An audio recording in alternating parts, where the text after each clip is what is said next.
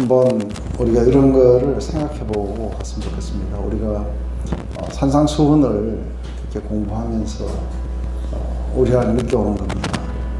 그것은 하나님이 우리에게 우리가 얼마나 너희들이 열심히 잘 살았느냐에 그것을 따지지 않는 것을 보십니다. 그게 아니라 우리 모든 그 자녀들이 그분 안에서 우리가 정체성을 갖기를 원하십니다. 그래서 마음이 가난하고 의가 없어서 애통해도 상관이 없다. 왜냐하면 천국을 선물로 받게 되고 또 위로함을 받게 될 것이기 때문이다. 그래서 모든 것들을 토털리 나를 의존하고 내 사랑 안에서 너희들이 발견될 수 있다. 그렇다면 너희들의 모든 두려움들 그리고 이 의심들이 너희들 삶 속에서 배제되고 나면은, 그렇다면 우리가 그 의심과 두려움 때문에 또 인정을 갈구하는 마음 때문에 우리 진정한 자아가 아닌 우리 거짓된 자아를 만들어 왔다면, 이제는 그 사랑 안에서 우리가 누군지를 발견하고 두려움 없이 우리 자신들을 그렇게 해방시키기를 원하십니다. 그때서야만이 비로소 하나님이 누구시고 또 그 사랑 안에서 발견된 나는 누구인지, 이렇게 자기 자신을 찾아갈 때 우리는 훨씬 더 자기에게 소명이 주어졌다는 것 또한 우리가 보게 됩니다. 근데 그 소명은 다름 아닌 바로 그 사랑을 다른 사람들에게 나타내라고 하는 것이죠. 바로 이런 모든 계시는 우리가 그분과의 긴밀한 솔리튜드 시간 속에서 우리에게 계시되고, 그래서 결국은 우리의 삶에 온전한 축을 뒤흔드는 그런 어떤 경험들이라는 것은, 그것은 바로 내가 모든 것들을 결정하고 내가 어떻게 한 것을 내가 책임지는 그런 삶을 사는 내가 아니라, 내 삶의 내 중심은 내가 아니라 모든 것들이 존재로부터, 모든 것들이 나를 만드신 그분으로부터 시작됐다는 것. 그래서 내가 중심이 아니고 그분이 내 삶의 중심이 된다는 것. 그것을 우리가 발견할 수 있다면 우리의 삶은 온전하게 변화를 겪기 시작할 거라고 봅니다. 오늘 바로 그분에게 우리가 겸손한 마음으로 그렇게 나갔으면 좋겠습니다.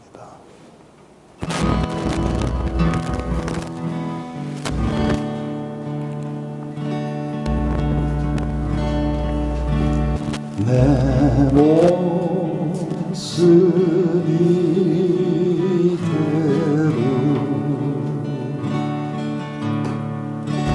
주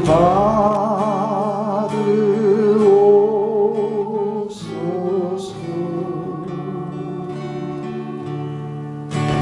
날 위해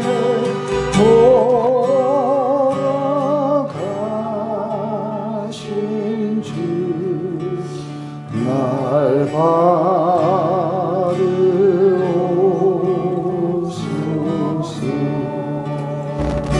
다시 한번 내 모습 이대로, 모습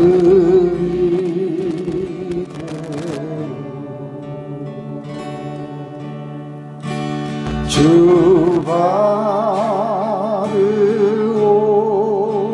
받으옵소서. 날 위해 돌아가신 주, 날 받으옵소서.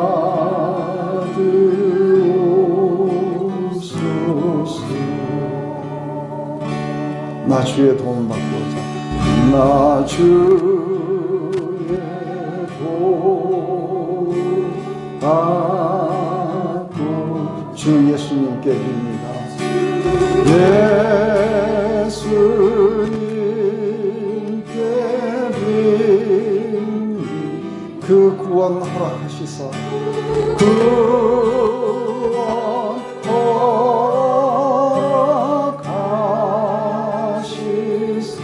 날 받으옵소서. 받으옵소서.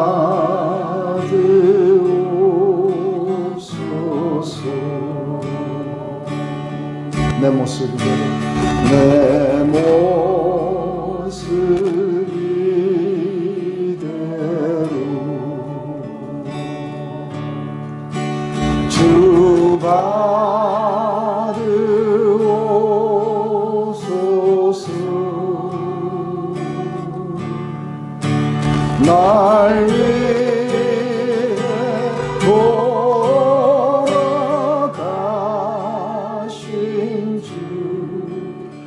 날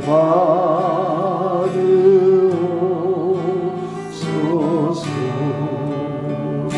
큰 죄에 빠져 영접을 죄에 빠져 영접 날 위해 피 흘리셨으니 이에 피 흘려 주 형상대로 빚으사 형상대로 빚으사 날 받으옵소서.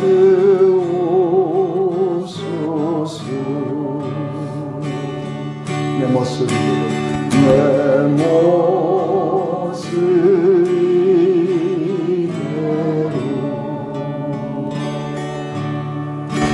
주 받으옵소서. 날 위해 돌아가신 주 날 받으옵소서.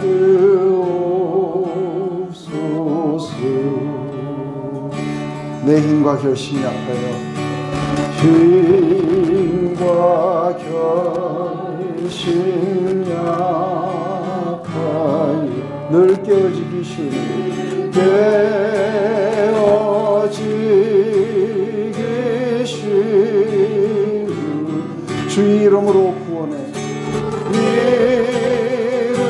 이름으로 구원해 날 받으옵소서.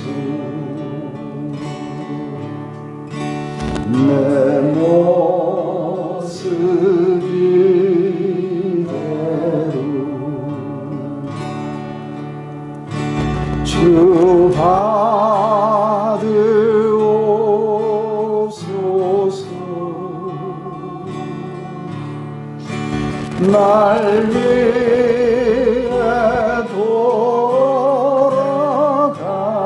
돌아가신 주 날 받으옵소서.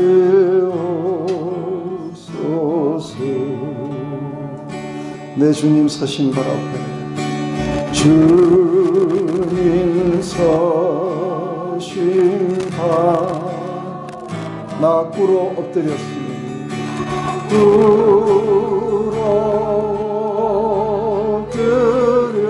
엎드렸으니 그 크신 역사 이루게 크신 역사 이루게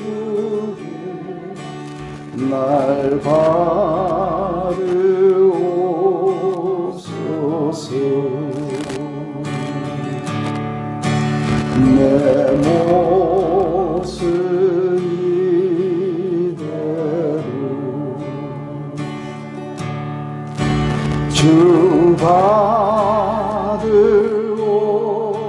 받으옵소서. 날 위해 돌아가신 주 날 받으옵소서.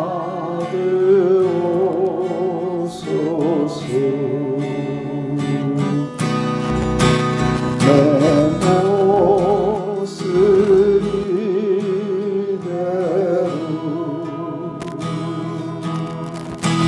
주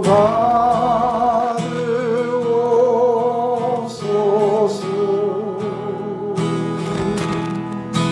날 위해 돌아가신 주 날 받으옵소서.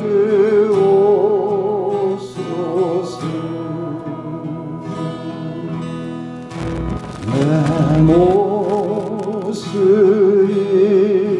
이대로 주 받으옵소서. 날 위해 돌아가신 주, 날 받으옵소서.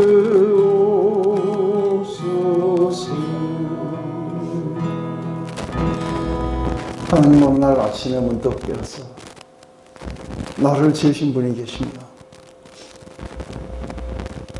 나를 진정한 자아로 나올 수 있도록 늘 사랑으로 나를 지켜보시며, 내가 악한 말이나 악한 행동이나 악한 생각을 할 때에도 결코 포기하지 않는 사랑이 내게 있다는 이 진리를 발견하고 우리가 또다시 새롭게 하루를 시작하기를 원합니다.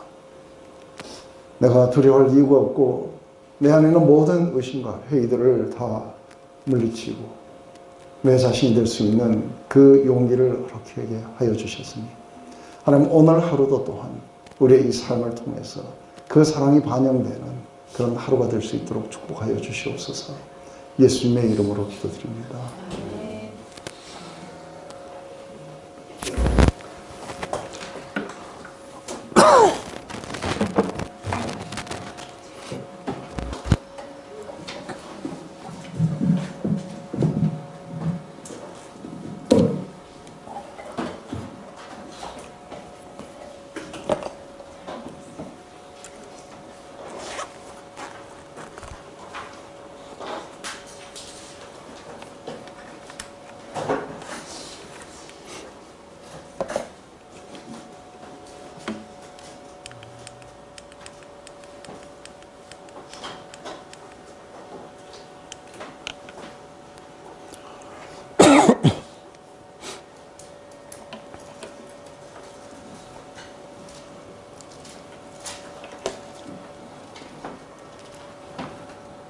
네, 참으로 우리들의 그런 영적인 성장 안에서 우리가 하나님을 인식해가는 그런 과정들이 어린아이일수록, 우리가 영적인 어린아이일수록 하나님은 내 존재로부터 파생되었다고 이렇게 느끼게 됩니다. 그것은 우리가 아주 어린 시절에 마치 어머니가 자기를 위해서 존재했는 것처럼 그렇게 느끼듯이, 그뿐 아니라 그 하나님을 자기 삶에 자기를 투사해서 그 하나님을 이렇게 만들기도 하고, 그러다가 이제 우리가 하나님을 우리가 알게 되고, 그리고 진정한 하나님을 아는 그 지식에 우리가 도달하게 되면 그 안에서 내가 누군지가 좀 더 분명하게 드러나게 됩니다. 그러면서 우리는 유아기적 그런 어떤 것들을 떠나보낼 때 희미하게 우리는 이렇게 상실을 느끼지만, 우리가 하나님을 알고 그리고 하나님의 그 사랑 안에 우리가 있다는 이런 체험들, 그것은 우리 안에 진정한 갈망들을 불러일으키고 그것이 우리의 존재의 뿌리라는 걸 알게 되고, 우리는 그 사랑 안에 계속해서 이렇게 머물게 되며, 한번 일단 이 안에 들어와서 이 사랑을 경험하고 체험하게 되면 그 외의 모든 것들이 환상이고 결국은 우리를 죽음과 파멸로 몰고 간다는 걸 아는 것입니다. 그래서 우리는 하나님과만의 그런 어떤 시간들을 통해 가지고 그 안에서 우리에게 계시되어 오는 그분의 사랑을 우리가 경험하고, 그 우리 안에 있는 불신들을 몰아내고, 그리고 우리의 모든 두려움들을 몰아낸 채 이제는 주님도 알고 우리 자신도 알고, 그리고 하나님과 우리의 관계가 어떻다는 것을 이렇게 분명하게 알게 됩니다. 그것은 바로 하나님이 먼저 존재하셨고, 하나님 먼저 우리를 사랑하셨고, 그것 때문에 우리가 존재하고 그리고 우리도 사랑할 수 있게 된다는 거예요. 이게 점점 이렇게 이 지식이 커져갈수록 우리를 왜 이 땅에 두셨는지, 우리 존재의 소명들을 우리는 발견하게 됩니다. 그것은 바로 그 사랑 안에서 그 사랑을 증거하고, 그리고 많은 사람들을 그런 두려움 가운데 그리고 의심 가운데서 해방시키라는 것입니다.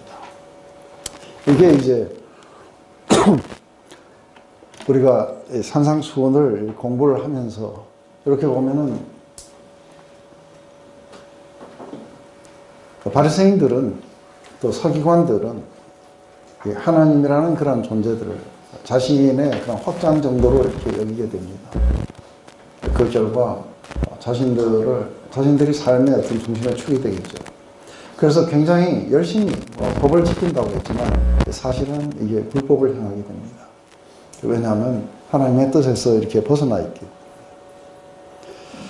그래서 세상을 이제 지금 이렇게 오셔갖고 서기관과 바리새인들의 문제만이 아닙니다. 왜냐하면 지금 예수님이 오셔서 그 하나님 나라가 어떻다는 것을 이렇게 말씀으로 이렇게 하셨을 때 이미 우리가 하나님 나라에 대한 이해부터 충돌을 일으킵니다.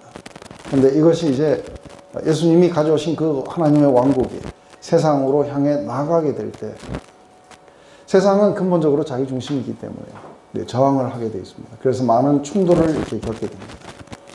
그래서 끝없이 우리가 마태복음을 마지막까지 가보면 충돌하는 것은 바로 자기중심적 사고방식 속에서 끝까지 자기 자신이 자기가 하고 있는 것이 자기라고 생각하고 있는 거죠. 내가 무엇을 이룰 수 있고 내가 어떻게 지킬 수 있고 내가 어떤 상태에 도달하는 것이 자기라고 착각하고 있는 거죠. 그런데 여기에 아주 청천벽력 같은 이야기가 들어갑니다. 그것은 오히려 하나님 나라는 그런 자들이 들어가는 게 아니고 자기는 아무것도 없다는 것을, 그렇기 때문에 오직 내 자신이 내 안에 선이 없기 때문에 나의 선과 나의 거룩함과 나의 의로움은 바로 당신께서 내게 주셔야만이 내가 의로워질 수 있고 내가 선해질 수 있고 내가 거룩해질 수 있습니다. 바로 여기에 도달하게 됐을 때 하나님과 우리의 이 관계가 올바로 정립되는 걸 봅니다. 왜냐하면 하나님 먼저 존재하셨고 그리고 우리가 존재했고 그리고 하나님이 먼저 우리를 사랑하셨고 거기에 대한 반응이 리플렉션이 우리라는 것을 갖다가 이걸 보게 됩니다. 근데 이 싸움은 우리가 죽는 날까지 끝없이 싸워가는 싸움이 바로 이겁니다. 끝없이 이 싸움들. 그래서 우리가 자기중심적으로 돌았을 때마다 우리는 회의하게 되고 의심하게 되고 두려움에 사로잡히게 될 거라고 합니다. 거기에 또다시 하나님의 조건 없는 그 사랑을 우리가 경험하게 되면 우리는 또다시 그런 것으로부터 벗어나서 진정한 자신이 될 수 있는 그런 자유함들, 이것들을 발견하는 이 싸움들이 죽는 날까지 끝이 없다고 봐요. 세상은 하나님을 마음에 두기 싫어해요. 마음에 두기 싫어하는 그 이유가 어디냐면 바로 자기가 우주의 중심이 되고 싶어 했던 바로 이것 때문에 그런 거죠. 그래서 사도 요한은 그 세상과 세상에 있는 것들을 사랑하지 말라고 이야기합니다. 왜냐하면 내가 가진 것이 나라고 그렇게 이야기하는 거죠. 그리고 그것이 나의 안전이고 그리고 그것이 내가 누군지를 말해주며 내 인기와 나의 성공 여부를 결정하게 될 것이라고 하는 거죠. 근데 하나님은 그런 것에서 너의 성공 여부와 네 자신을 갖다가 그 위에다 건축하지 마라. 그렇게 될 때는 넌 굉장한 죽음과 파괴와 그리고 두려움들을 경험하게 될 것이다. 이게 하나님의 왕국은 너희들 안에 있지 않고 바로 그 왕이 되신 예수님의 통치에 있다. 그분이 세상을 구원하러 오셨고 우리를 구원하셨고 그리고 우리를 그분의 백성으로 만드셨고 우리의 모든 죄를 그분이 없애주셨고 그리고 그분이 우리를 의롭게 만드시고 하나님과 화해하게 되시고 그리고 그분이 성령을 주시고 그래서 그 성령을 따라서 우리가 살아갈 수 있도록 해주시는 분도 그분에 의해서 결정이 된다. 세상과 예수님은 그렇게 충돌할 수밖에 없는 이유가 바로 거기에 있는 거죠. 근데 예수님을 가장 가까이에서 따라다니던 사람들조차도 이것을 벗어나는 데는 상당한 시일이 걸리게 됩니다. 근데 마지막 예수님이 돌아가시고 승천하신 후에 성령을 받고서야 이것을 이해해 가기 시작합니다.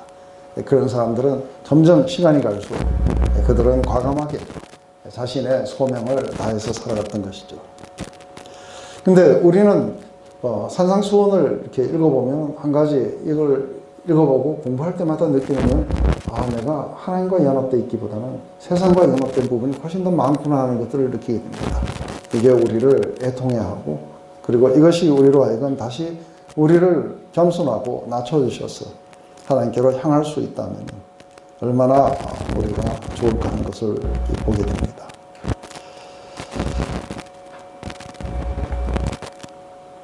그래서 우리가 산상수훈을 읽으면서 너무 좌절을 하실 필요는 없어요. 왜냐하면 우리가 하나님의 뜻이 아닌 세상의 생각으로 우리가 살아가고 있는지, 이것이 우리의 끈질긴 우리의 죄성 가운데서 우리가 이것을 다 벗어날 수만 있다면 우리는 이미 거기에 다다랐을 겁니다. 그렇지만 모두가 다 이렇게 다다른 상태가 아니고 우리는 계속해서 한번 우리가 경험했던 것들을 죽는 날까지 그렇게 추구해가면서 가게 될 거라고 봅니다. 그래서 우리가 예수님을 안다는 것, 예수님의 말씀을 우리가 경청하고, 그리고 우리가 순종하는 자세로 예수님의 말씀을 우리가 듣기 시작한다면, 그렇다면 점점 더 우리의 기반이 우리가 어디에 있는가를 갖다가 우리가 검토하게 됩니다. 그것이 첫째는 예수님의 그런 뜻, 하나님의 뜻 안에서, 예수님의 가르침 안에 내가 있는지, 아니면은 바리새인이나 서기관들이라, 아니면 세상의 그런 관점 속에 내가 서 있는지, 또 아니면 내가 이것을 듣고 이해하고 있는지, 아니면 내가 그것을 내 삶에 실행하고 있는지, 이러한 것들은 우리가, 그래서 우리가 마태복음 8장부터 시작해갖고 나오는 이제 이야기들은 바로 예수님과 세상이 대면할 때에 어떤 일이 일어나는가 해서, 지금 여러분들은 절대로 산상수훈과 지금 뒤에 나타나는 이 사건들과 이게 분리가 되면 안 됩니다. 그래서 예수님이 이렇게 가르치셨고 그러고 그냥 문둥이는 그냥 문둥이대로 살렸구나 하는 이야기가 아닙니다. 이것은 산상수훈에 나오는 그런 모든 말씀이 말씀으로 끝나지 않고, 하나님 나라는 말에 있지 않아요. 그죠? 하나님 나라는 파워에 있어요. 그래서 그 파워가, 말씀의 그 파워가, 이제는 사람들이 그 파워에 놀랐다 그래요. 근데 그 말씀의 파워에 놀라는 게 그냥 듣고 놀란 게 아니라, 이제는 모든 예수님이 하신 그런 미니스트리 안에서 이게 나타나게 될 거예요. 그 속에서 예수님은 아주 레디컬하게 우리가 둘 중 하나를 선택하라고 합니다. 하나님을 온전히 신뢰할 것인지, 하나님을 온전히 믿을 것인지, 아니면 우리의 자구책을 구할 것인지, 아니면 우리가 하나님께 인정을 받고 하나님께 기쁨을 누리기를 원하는지, 아니면 우리가 사람들의 인정과 이런 걸 갈구하는 것인지. 궁극적으로 이거는 한마디로 이야기를 한다면 우리가 중심이 될 것인지, 아니면 우리를 만드시고 우리를 구원하시고 또 우리를 영광으로 이끌어 가시는 하나님을 우리가 믿을 것인지, 우리는 누구와 연합할 것인지를 갖다가 이렇게 결정하라고 강요를 받는 것이죠. 그래서 예수님은 아주 율법보다도 훨씬 더 권위가 있으신 말씀이세요. 그리고 인간의 어떤 가르침보다도 훨씬 더 권위가 있으시면서 너희가 이렇게 들었으나 하고 이야기해요. 그렇지만 원래 율법은 이렇게 말한다 이렇게 하지 않고 나는 너희에게 이렇게 말한다 그랬어요. 왜냐하면 그분이 바로 이 법을 주신 분이세요. 그리고 그분이 바로 이 법 위에 계신 분이에요. 그래서 그분이 모든 말씀을, 율법을 갖다가 온전히 해석할 수 있는 분이신 것은 그분이 바로 시내산에서 이 법을 주신 분이세요. 그래서 이 권위가 누구는 천국에 들어가고 누구는 들어가지 못한다고 말씀해 주시는 거죠. 주여 주여 하는 자들은 다 들어가지 못할 것이다. 하지만 하나님의 뜻을 행하는 자들은 들어가게 될 거다. 마음이 가난하고 의를 위해서 핍박을 받는 자들도 들어가게 될 것이다. 이 안에 우리 8, 9, 10장, 이 8, 9장 안에 이렇게 10개의 기적들이 나와요. 그 안에 이걸 대충으로 세 부분으로 나누면, 하나님은 teaching, preaching, 그 다음에 healing ministry, 가르치시고 복음을 전하시고 그리고 치유사역을 하신 것이죠. 병약한 것들을 고친 거죠. 그래서 오늘 우리가 8장에 나오는 첫 세 그 기적은 전부 다 이렇게 힐링 미니스트리에 해당이 돼요. 그리고 이 힐링 미니스트리의 마지막 결론은 뭐냐면 바로 그분이 우리의 병약한 것을 짊어지셨다는 것으로 이제 결론이 나게 되어 있습니다. 근데 한 가지 마태복음은 제가 묵상을 할 때에 마가복음이나 마태복음에서 많이 끄집어내지 않는 이유, 제가 주로 요한복음이나 아니면은 누가복음에서 많이 끄집어내는 것은, 보면 누가는 좀 더 이렇게 상세하게 기록을 해요. 그래서 그때 뭐가 있었고 어떻게 됐고 뭐 하고 이런 기록들이 상세하게 이렇게 나오는데 마태복음은 굉장히 심플하게 그냥 이런 일이 있었다고만 얘기를 해줘요. 그래서 굉장히 이렇게 짤막짤막하게 나와요. 그 이유는 마태가 누가는 누가 나름대로의 자기가 어떤 포인트를 만들어가는 게 있어요. 그리고 요한은 아주 독특하게 만들어가기 때문에 요한의 이야기는 제가 볼수록 정말 어메이징해요. 근데 마태 나름대로의 이게 포인트가 있어요. 그래서 그냥 사건들만 이렇게 간단하게 언급을 하고 지나가요. 그것은 거기에서 더 깊은 의미를 찾는 것보다는 이것이 이 사건들이 뭘 표명하고 있는지를 갖다가 보여주기 위한 거죠. 그래서 단순하게 이 포인트 하는 것이 기적 자체에 있어요. 그리고 예수님의 이 권위, 그분이 누구신지 여기에 포인트가 맞춰졌지 다른 부분들은 많이 이렇게 생략되어 있는 걸 봐요. 그래서 질병과 자연과 그리고 영적인 존재들에 대한 예수님의 그 권위가 어떤 것인지, 그분이 얼마나 높으신 분이신지, 하나님의 아들이신지 이러한 것들을 하는 것이죠. 그래서 오늘 이렇게 보면은 이게 세 가지 이야기가 이렇게 나오게 됩니다. 이거를 다 읽으려면 오늘 또 너무 숨이 찰 거니까 조금 있다가 하나씩 그렇게 하면 좋겠습니다. 그래서 우리가 다시 한번 우리가 1장부터 이렇게 보면 1장에 족보들이 쭉 나와요. 그죠? 이 족보들의 중요자가 뭐냐면 그분이 아브라함의 자손이고 다윗의 자손이라는 거예요. 그래서 그분이 또 마태는 여기에서 4번이나 그 구약에 이것이 말씀이 어떻게 성취되었는가 하고 이걸 이야기를 합니다. 이 장에 가서 그 동방박사의 이야기 속에서는 그분이 유대인의 왕으로 하셨다는 것을 갖다가 포인트하기 위해서, 그래서 멀리 동방박사들은 경배를 했지만 헤롯과 그 유대인들은 소동을 했어요. 그리고 3장에 가면 예수님이 이렇게 세례를 받고 세례 요한의 이 등장들, 이것도 또한 구약이 어떻게 선포했는지에 대해서 이야기가 나옵니다. 그래서 여기서부터 나오기 시작한 것은 하나님 나라가 가까웠다는 거죠. 그렇기 때문에 돌아서야 된다. 아주 레디컬하게 돌아서야 된다. 그래서 사실은 그 세례를 받으러 오는 서기관들을 바라보면서 독사의 자식들아, 진노를 피하려고 이렇게 왔느냐. 중요한 것은 그 진노를 피하기 위해서 이것을 하나의 도구로 사용하는 것이 아니라, 안에서 열매 맺으려면은 아마 세례 요한은 그걸 알았는지 모르겠어요. 그죠? 이 마음의 변화가 있어야 된다는 건데, 세례 요한은 단순하게 열매를 맺어야 된다. 그렇지 않은 것은 전부 지켜 버려지게 될 것이다. 이 파트는 그 예수님의 말씀과 동일해요. 그런데 그게 마음의 변화로부터 시작된다는 건 아마 세례 요한은 몰랐을 거라 봐요. 그리고 세례를 받으실 때 이로부터 바로 이분이 하나님이 이렇게 증거해 주세요. 바로 내가 사랑하는 자들, 내가 기뻐하는 자다 하면서 4장으로 가면은 이제 우리가 광야에서 시험 받는 것이 나오게 됩니다. 그러면서 실제적으로 우리 인간들의 가장 커다란 문제는 무언가 했을 때 정말 하나님을 트러스트하는 건가?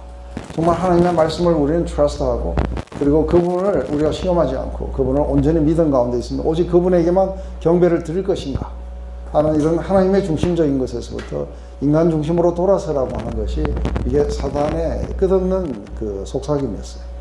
이것은 우리가 에베소서 6장에 가면은 그 하나님의 전신갑주를 입으라 해갖고 영적 전쟁을 하는데, 이 영적 전쟁을 이상하게 하는 사람들도 많아요. 그래서 잘 알지도 못하는 막 이상한 귀신이나 물러가라고, 이게 영적 전쟁 같은데 처음부터 끝까지의 치열한 싸움은 바로 이거예요. 하나님 중심인지 인간 중심인지. 그래서 우리는 하나님이 우리를 구원하셨다는 구원의 투구를 쓰고, 하나님이 우리에게 믿음으로 의롭게 해주셨다는 의의 흉배를 붙이고, 믿음의 방패를 가지고, 이런 모든 것들이 다 주께로부터 온 것이에요.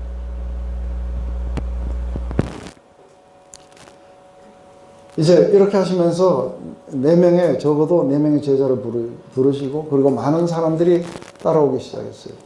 그렇게 되자 이제 산으로 올라가셔갖고 예수님이 바로 전 인류를 향해 가르치기 시작하십니다. 그것은 바로 가장 중요한 것은 하나님과 우리의 관계, 올바른 관계가 무엇이며, 그리고 율법의 올바른 해석이라는 게 어떤 것인지, 그것은 우리를 하여금 회칠한 무덤으로 만드는 것이 아니라 진정한 마음의 변화를 이렇게 구하셨다는 것이죠. 그래서 어떤 것이든 그 외적인 것에 치중했던 것들, 이런 것들을 갖다가 꾸리시고, 그것은 바로 크리스마스 추리와 같은 것이다. 그래서 마음의 변화를 통해서 진정한 열매들이 우리에게 나타났어요. 그래서 하나님께 영광을 돌리기를 했다. 그래서 이 살인은 단순하게 외적인 살인이 아니라 형제의 그런 미움으로부터 이 마음의 변화가 살인을 갖다가 없애게 할 것이다. 간암도 그랬고, 또 그리고 이혼도 그렇고, 또 맹세도 그렇고, 이러한 모든 것들은 오히려 사람들을 속이기 위해서 우리는 더 확신을 주려고 이렇게 노력하게 되는데, 그런 것들로부터 벗어나라 하는 것이죠. 그래서 진정한 신앙은 법의 준수가 아니라 이게 믿음에 관한 것이고, 그리고 외적인 행위가 아니라 이게 마음에 관한 것이다. 그래서 신앙의 그 종교 지도자들처럼 그렇게 살지 마라. 그것은 넓은 길로 가는 것이다. 그것은 파멸로 가게 될 거다. 그래서 진정하게 좁은 길, 바로 우리의 마음의 변화, 그리고 마음으로부터 우리가 변화를 입어서 우리의 삶이 열매해지는 것이다. 그래서 마음에 하나님을 두기 싫어하면서 우리의 행위가 변하는 것은 별 의미가 없다. 우리가 마음으로부터 하나님을 사랑하고 하나님을 트러스트하고 하나님을 따르겠다고 하는, 이게 중요한 것이다. 이게 좋은 문이고, 그리고 그렇지 않은 사람은 자기 중심으로 돌아서서 자고책을 구하고 이렇게 할 것이다. 하지만 마음이 하나님께로 향해 있는 사람들은 하나님을 토탈리 트러스트하면서 현재를 살게 되는 그것을 하게 될 것이다.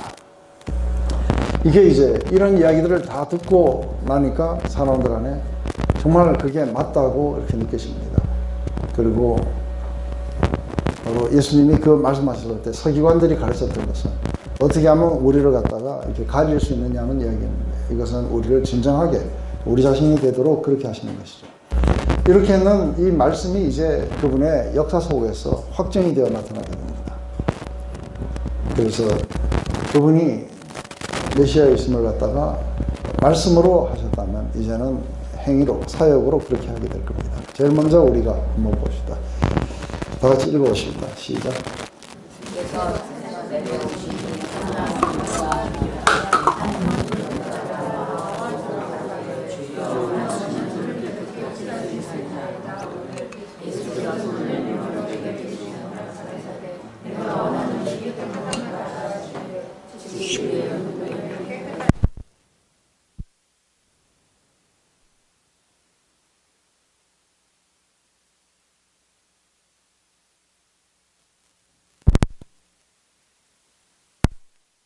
그래서 우리 누가복음에서 우리는 이걸 묵상을 했어요. 1단계 때. 근데 여기서 이렇게 봤을 때 이제 마태의 관점은 우리가 다르게 이렇게 이야기해 줄 수 있어요. 중요한 건 뭐냐면 이 문둥병은 우리가 그 질병에 들렸다 그러지 않고 뭐라고 얘기해요? 언클린하다 그래요. 부정하다. 자기가 더럽다고. 근데 이게 자기가 더럽다는 것을 갖다가 몸에 표식으로 지니고 있는 사람들이에요. 그래서 사실은 애통함의 그 표식이 자신이 얼마나 언클린한지 그것에 대한 증거들, 그리고 그것에 대한 애통함을 갖다가 지니고 있는, 몸의 표식으로 지니고 있는 사람들이에요. 근데 이건 우리가 어떻게 본다면 우리하고도 이렇게 아이덴티파이를 그렇게 할 수 있는 거죠. 그죠? 우리도 또한 사실은 우리는 몸에는 없지만 우리는 마음 속에서 늘 그런 의식들이 우리가 있을 필요가 있어요. 그래서 우리가 언클린하다는 것. 근데 이러한 것들에 대해서 우리가 애통하는 마음이 있어요. 근데 이 문둥병자에게는 한 가지 아주 멋있는 게 뭐 있었어요?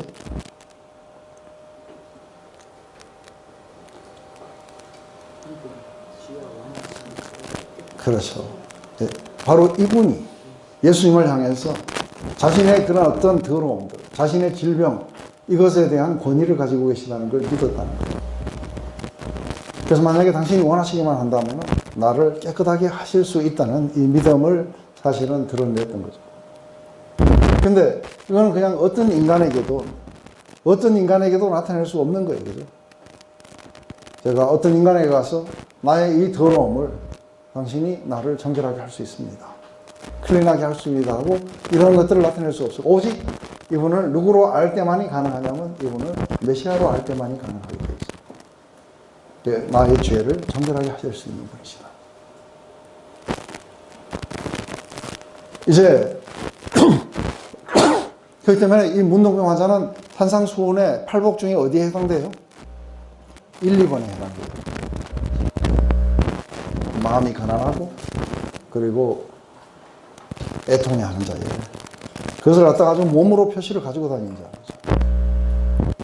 근데 예수님이 이제 말씀으로 고치셨어요. 내가 원하노니 깨끗함을 받아라 하자 이제 깨끗함이 오게 돼요. 예수님이 말씀으로 우리를 갖다가 깨끗하게 해주신 것이죠. 그래서 뒤에 보면 베드로에게 온 몸과 머리 다 씻어달라고 할 때 뭐라고 했냐면 너희들은 이미 말씀으로 깨끗해졌느니라 하고 말씀하셨어요. 그래서 그 말씀하셨고 우리가 그것을 갖다가 믿음으로 말미암아 우리는 정결하게 될 수 있다고 이야기하는 거죠. 근데 이렇게 다 하고 나니까 예수께서 이르되 삼가 아무에게도 이르지 말고 다만 가서 제사장에 내 몸을 보이고 모세가 명한 예물을 드려 저에게 증거하라. 그래서 예수님이 지금 문둥병 환자에게 깨끗하게 나은 환자에게 이제는 아무에게도 이야기하지 말고 곧바로 제사장에게 가서 모세가 명한 그 예물을 드려라. 이렇게 이야기를 여기다 이렇게 붙여놨어요. 그죠? 근데 이건 또한 유대인들에게 썼는 책이에요. 그래서 모세가 명한 예물이 뭔지 우리는 별로 관심이 없지만 유대인들은 아마 알았을 거라고 해요.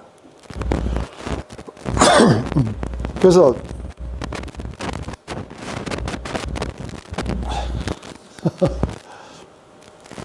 너무 이걸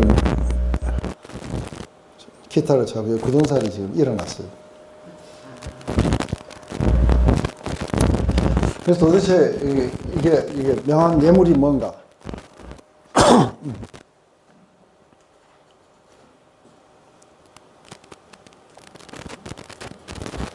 그래서 우리 레위기 14장 거기에 모세가 명한 예물이 이렇게 나와요. 14장 1절부터 34절까지 나오는데 제일 먼저 나오는 건 산새를 2마리 취해가지고 한 마리는 흐른 물 위에 질거리에 잡고 다른 하나는 산채로 취해서 새 피를 우솔죄에 찍어 정결케 된 문둥병자에게 7번 뿌리고 다른 산새는 덜에 이렇게 놓아준다고 이렇게 돼 있어요. 거기나 기간이 지나면 또 이렇게 양을 제물로 해서 속건제와 속죄제를 드리게 되고 또 이때에 모든 틀을 다 밀어야 되는 거죠. 모든 틀을 다 밀어갖고 완전히 새롭게 태어나야 돼요. 이게 바로 이사야서 53장에서 이야기했던 그 모든 병을 이렇게 짊어지셨다 하는 것과 지금 앞으로 이제 나오게 되는 건 뭐냐면 이게 쫙 어떻게 이거를 만들어 가시냐면 그러니까 우리 질병과 죄와 같이 봐요. 그래서 이 이야기가 쫙 가가지고 9장에 딱 가면은 바로 누구가 나오냐면 중풍병 환자를 고치신 얘기예요. 이것도 우리가 다 이렇게 묵상을 했던 거예요. 그죠? 네, 거기에서 이게 일부러 이 질병과 죄의 관계를 연관짓기 위해서 예수님 말씀하시는 거 뭐냐면 내 죄가 사해졌느니라. 근데 거기에 대해서 이렇게 도대체 어떻게 인간이 죄를 사할 수 있느냐 했을 때 그러면은 내가 이걸 들고 일어나서 걸어가라는 것과 이게 어느 게 더 쉽냐 하면서 그러나 너희들에게 내가 죄 사하는 권세가 있는 것을 알게 한다 하면서 내 자리를 들고 일어나서 걸어가라. 이 말씀을 통해 갖고 이것은 죄 사함과 질병의 치유와 연관이 있다는 거예요. 나중에 우리 이 세 가지의 이 기적이 끝나고 나면은 결론이 뭐냐면 이사야가 이야기했는 우리의 모든 병약한 것을 짊어지셨다는 이야기가 그걸로 나오면서 끝이 나게 돼요. 그래서 이 문둥병 환자도 아마 저분이 나를 정결하게 할 수 있을 것이다 뿐만 아니라 세례 요한의 그 제자들이 와서 당신이 메시아입니까? 아니면 우리가 누굴 기다렸나 했을 때 거기에 문둥병자가 깨끗해지고 하는 얘기가 나와요. 그죠? 이것은 구약에서 메시아가 오면은 이렇게 될 거라는 것이죠. 그래서 예수 그리스도가 오심으로 말미암아 하나님 나라가 어떻게 파워풀하게 지금 가고 있는지가 보이세요? 이런 어떤 치유 사역을 통해 갖고 하나님 나라가 말로만이 아니라 실제 삶의 영역 속에서 지금 이게 이루어지고 있는 거예요. 누군가가 돌아서고 철저한 믿음 가운데로 들어오게 되면은 바로 이 하나님 나라 안으로 침노해 들어올 수 있다는 거예요. 그렇기 때문에 자신의 이 더러움이 깨끗해질 수 없음에 애통하던 이 문둥병 환자는 이 믿음으로 말미암아 구원을 얻게 돼요. 그리고 이것은 공동체 안으로 들어가게 되는 이게 과정이에요. 그래서 공동체 밖에 밀려나서 절대로 하나님의 성전에도 임재 가운데도 공동체 안으로도 들어올 수 없다고 여겼던 문둥병 환자가 이제는 예수 그리스도의 오심으로 말미암아 바로 그 천국 잔치 안으로 지금 들어오는 장면을 지금 이야기하는 거죠. 이것은 우리가 스스로 이룰 수 없는 것. 이것 때문에 우리는 더 애통해 했겠죠. 하지만 예수 그리스도의 오심으로 말미암아 그분을 향한 우리의 믿음으로 말미암아 우리는 깨끗해지고 그리고 우리는 그 하나님 왕국 안으로 받아들여지게 됐다는 것입니다. 자, 우리 이것도 한번 읽어보고 합시다. 시작.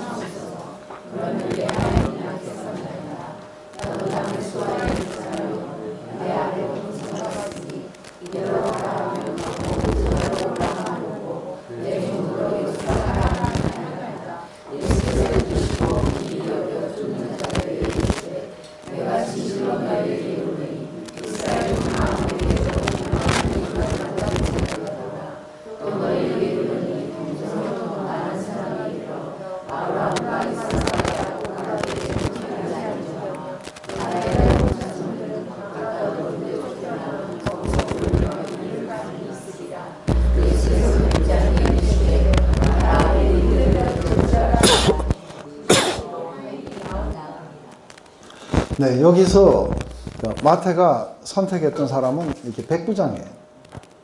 근데 다른 데 보면 그 종을 되게 사랑했고 또 회당도 지어주고 이런 백부장이에요. 근데 여기에서는 그런 거 다 빼버렸어요. 왜냐하면 이렇게 포인트를 갖다가 아주 백부장에게 딱 맞추기 위함이에요. 그죠? 근데 이 백부장은 누구냐면 백부장이라는 말은 100명의 부하를 거느린 사람이라. 이게 로마의 장교예요. 그렇다면은 우리가 로마의 장교, 특별히 이제 성령이 오시고 난 뒤에 또 이거하고 비슷했던 사람이 하나 있었어요. 누구예요? 성령이 오시고 난 뒤에 첫 번째 전도를 받았던 그 외국인이 있어요. 고넬료, 그렇죠. 이 고넬료도 군대 장관이에요. 장교였어요. 근데 이 사람들은 전부 다 로마 사람 아니면 어디서 용병들이에요. 그죠? 유대인들이 아닌 거예요. 지금 포인트는 이 사람들이 유대인이 아니라고 하는 거죠. 근데 이 사람들은 사실상은 그 하나님 왕국 밖에 있다고 그렇게 여겨졌던 사람들이에요. 근데 이 사람들을 하나님 왕국 밖에 있다고 여기면서 누구는 하나님 왕국 안에 있다고 느끼는 거예요? 예. 이게 지금 서기관이나 바리새인들이나 이 유대인들은 자신들은 그 아브라함의 자손이고 그리고 하나님 왕국 안에 있다고 느꼈고 이 사람들을 바라보면 어떻게 되냐면 이들은 하나님 왕국 밖에 있다고 느껴요. 근데 지금 여기서 중풍병 환자를 고친 이야기가 중요한 게 아닌 거예요. 지금 중요한 건 뭐예요? 이 백부장이 예수님에게 나와서 예수님을 어떻게 인식했느냐가 상당히 중요한 거예요. 그래서 이 백부장은 나와가지고 처음에 내 하인이 중풍병으로 지금 굉장히 괴로워하니까 고쳐달라고 이야기했어요. 그래서 예수님이 너 그 집에 가자고 이야기한 거예요. 근데 백부장이 이거를 만류를 했어요. 두 가지 이유가 나와요. 한 가지는 뭐예요? 감당할 수 없는데 감당할 수 없는 이유가 두 가지 있다는 거예요. 유대인 집에 들어가는 걸 부정한 거죠. 그렇죠. 유대인이 아닌 이방인. 이거. 네. 그렇죠. 이게 유대인이 이방인 집에 이렇게 교제를 안 했던 거예요. 이걸 갈라놓았던 게 이게 뭐냐면 이게 율법이었어요. 그것을 더 극명하게 이야기하면 음식법이에요. 그래서 이방인의 그 집에 들어가지 못한다는 것을 아마 이 백부장이 거기서 살면서 알았을 수도 있어요. 그래서 어쩌면은 예수님이 자기 집에 오셔갖고 그리고 스스로를 더럽히는 것을 그렇게 감당할 수 없다. 그런데 이거보다도 더 확실한 이유가 있는 거예요. 이거는 우리가 잘 몰라요. 우리는 그렇게 추측할 뿐이에요. 그죠? 근데 감당할 수 없다고 이야기하는 그 이유에 여기에서는 마태는 그렇게 이야기하지 않고 한 가지 극명하게 드러낸 건 뭐냐면 예수님이 가신 권위 때문에 그래요. 예수님이 가신 권위로 볼 때 자기도 백부장이에요. 자기도 백부장이기 때문에 자기가 말하면은 이루어진다는 거예요.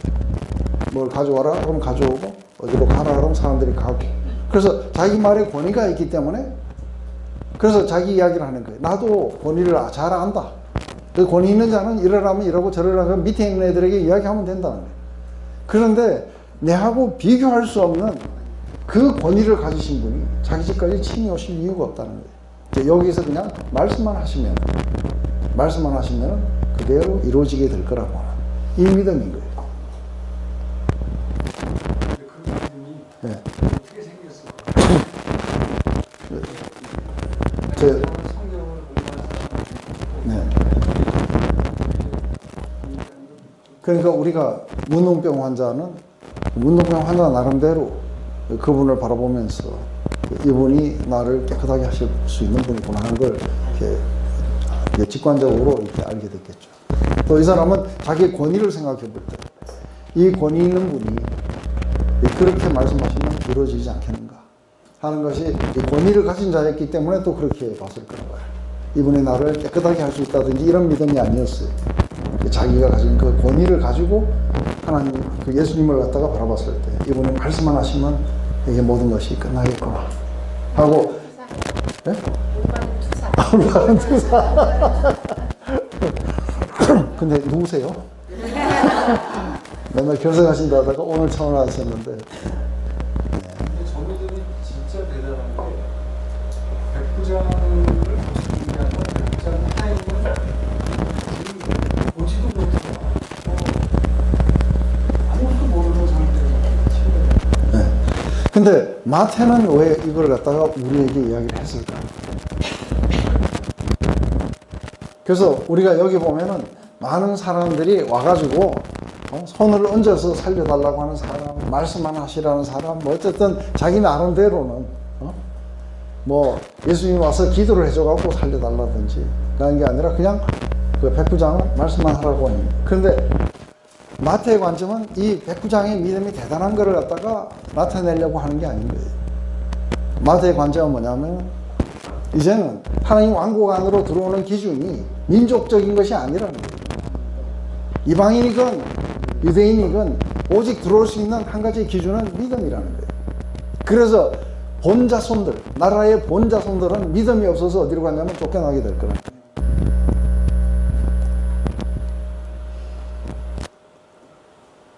그러면서 내가 이스라엘 안에서는 이런 믿음을 본 적이 없다고 얘기합니다. 그 문제는 원래 본자손이라고 하는 이 본자손들 안에서는 예수님을 향한 이런 믿음을 나타내지 않는다는 거예요. 근데 이걸 나타낸 건 오히려 거꾸로 이방인이었다는 거예요. 근데 이제 이것을 가지고 예수님이 고쳐주시기 전에 설교를 하시는 거예요.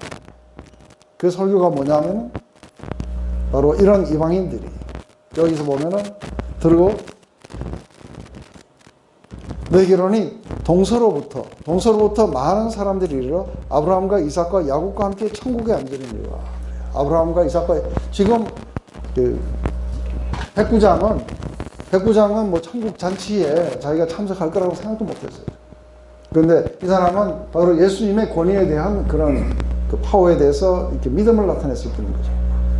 그런데 예수님 이야기는 그 믿음이 칭찬됐을 뿐 아니라 이제는 그 천국 잔치에 초대가 될 것이다. 그래서 아브라함과 이삭과 야곱과 함께 앉아서 천국 뱅킷에서 인조이하게 될 것이다 하고 지금 얘기합니다. 근데 이것만 얘기하는 게 아니라 거꾸로 믿음이 없는 본자손은 어떻게 되는지에 대해서 말하는 거죠.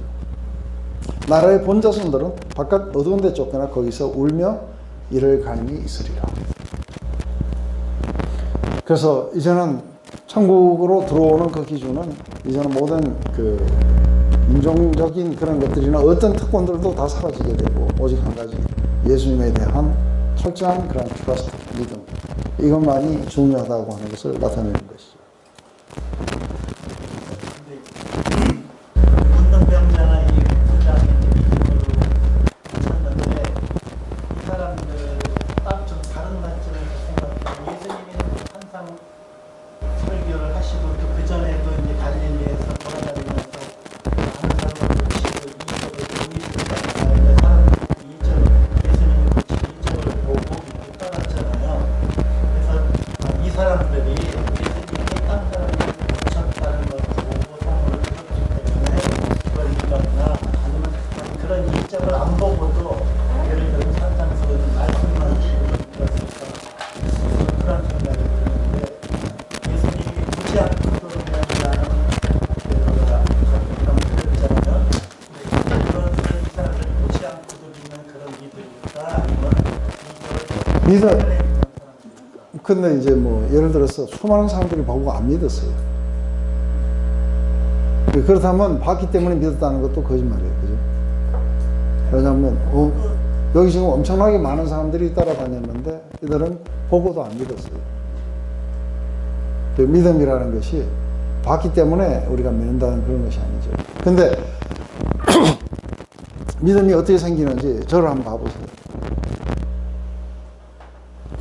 딱 보니까 좋은 사람 같잖아요. 그런데 이거는 스스로 안에서 프로듀스 되는 게 아니라 예수님을 바라봤을 때에 안에서 굉장한 그 권위가 있으신 분이구나 것 같다가 그것은 예수님을 봤던 사람들 안에 이렇게 오게 되는 믿음인 것이죠. 그래서 예수님을 어떻게 봤느냐에 따라서 많이 달라져요. 그래서 실제로 예수님을 어떻게 보느냐에 그 모든 믿음이 있고 없고가 이제 갈라지게 되겠어요. 근데 많은 사람들은 이렇게 예수님을 보지 않고 자기의 믿음을 이렇게 봐요. 그래서 믿습니다 하고 얼마나 강하게 내가 믿으려고 하는지에 대해서 근데 그렇게 하고 믿음이 안 생기죠. 믿음은 그 우리가 듣고 보는 것으로부터 이렇게 오게 돼 있어요.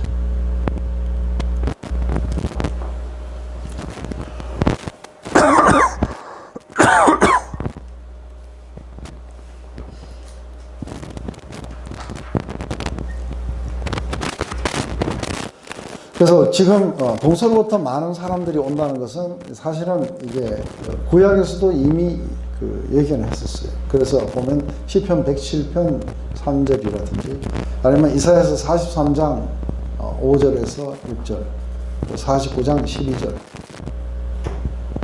이러한 것에서 이미 예견되어 왔던 것들이죠. 그래서 단순하게 우리가 종교적인 정함이냐 부정함이냐 아니면 우리가 법을 지켰느냐 안 지켰느냐 이걸 가지고는 못 들어간다는 거예요. 뭐가 들어가게 되냐면 예수님을 향한 그런 트러스트와 믿음이 우리를 들어가게 하게 될 거라고 하는 것이죠.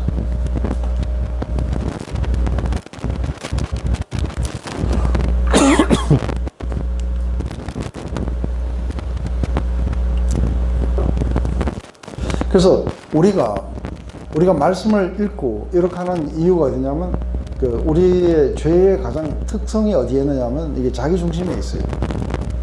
근데 이 자기중심 속에 있는 사람이 자기를 갖다가 평가한다는 건 불가능해요. 그래서 이 평가가 외부로부터 와야 되는데 그 외부에서부터 우리에게 올바로 평가할 수 있도록 해주는 게 뭐냐면 말씀이에요. 그래서 예수님이 이렇게 선포하신 이 말씀 안에서 우리는 느리지만 자신의 죄성과 자신의 그런 죄를 갖다가 인식하고 그 예수님을 떠난 우리의 삶을 어떻다는 걸 우리가 실감하게 되면서 그래서 우리의 진정한 변화를 줄 수 있는 이 믿음이 우리의 마음 안에서 생겨나는 걸 통해 가지고 우리 안에 열매가 맺어진다는 것이죠.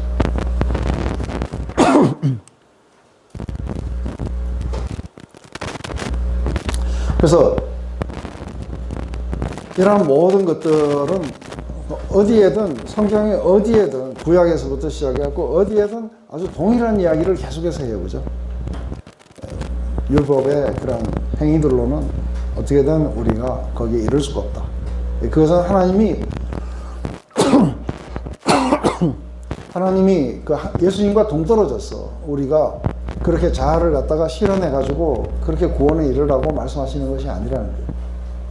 이러한 모든 것들이 진정하게 일어날 수 있는 유일한 길로서 제시되는 것은 바로 예수님을 향한 우리들의 그 믿음이에요.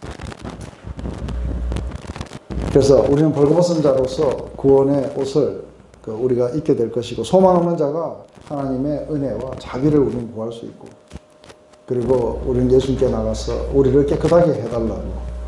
그렇지 않으면 난 이 더러움 속에 계속해서 애통함 속에 내가 있게 됩니다. 우리 여기까지는 하고 다시 시작.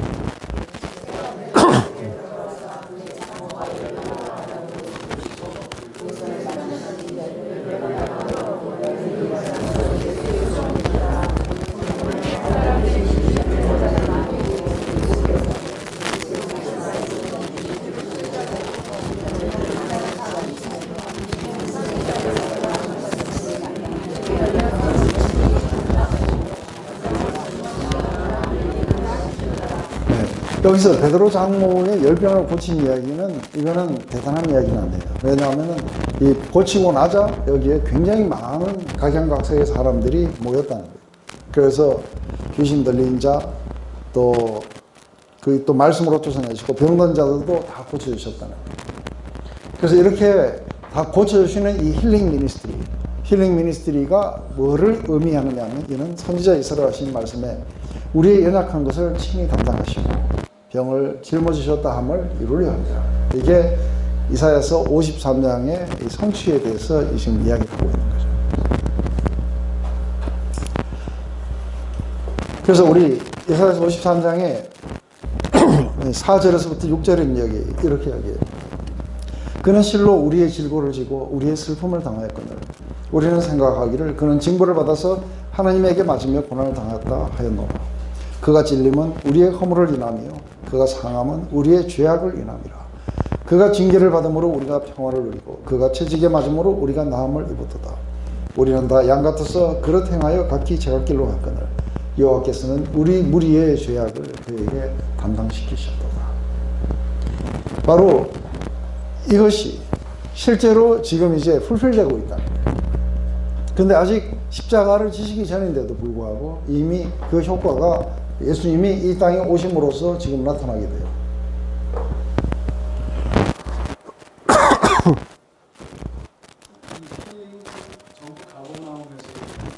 네, 여기는 지금 가버나움에서 일어나고, 그래서 사람들이 많이 모이게 되자 요거 끝나고 나면 이제 저 가다라 지방으로 이렇게 건너갔어요.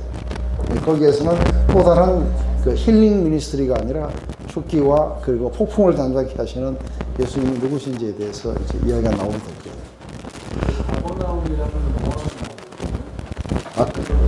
네. 근데 그거는 이 가버나움이 아닐걸요. 예, 그 다른 가버나움. 왜 가버나움이라 했는지 모르겠어요. 네. 그건 이스라엘 이야기가 아니에요.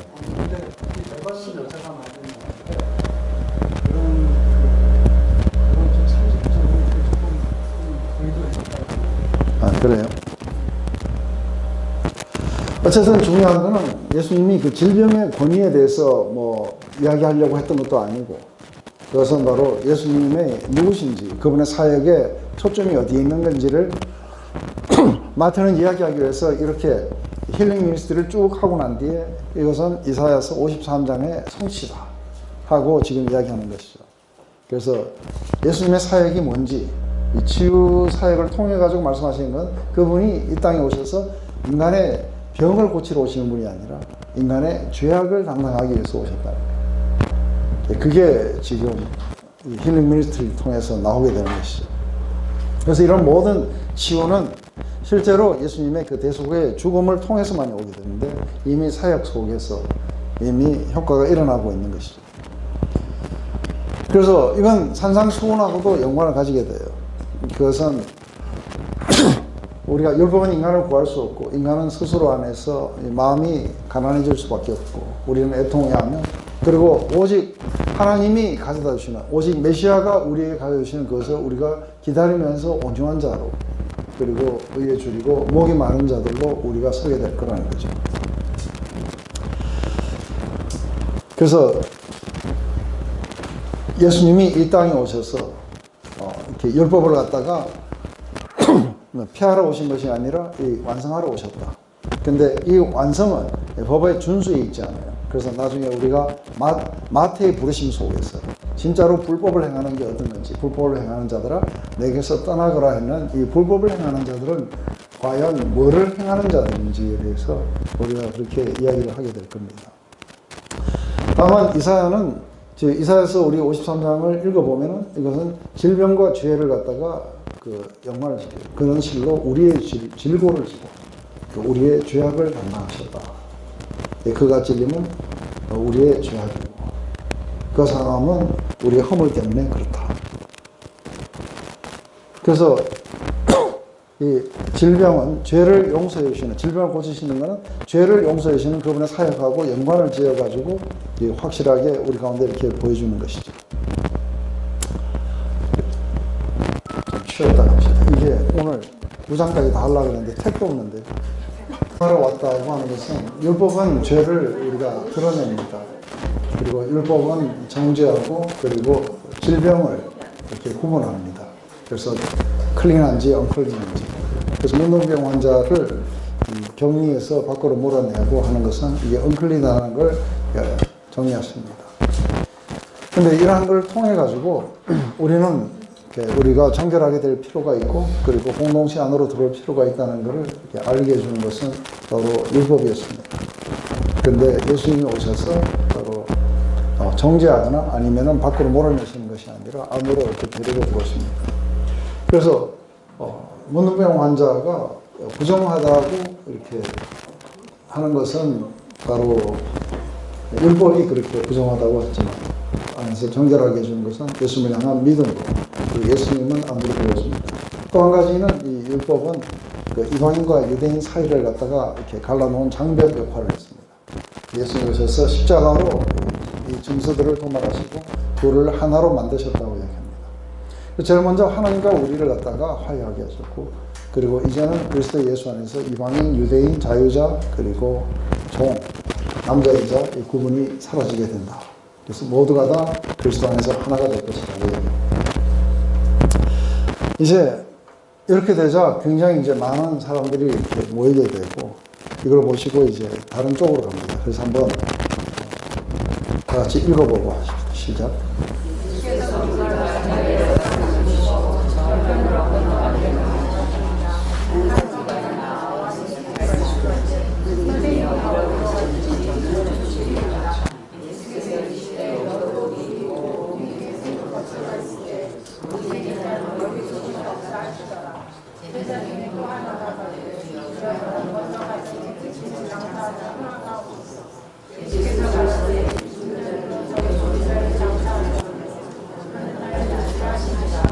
네.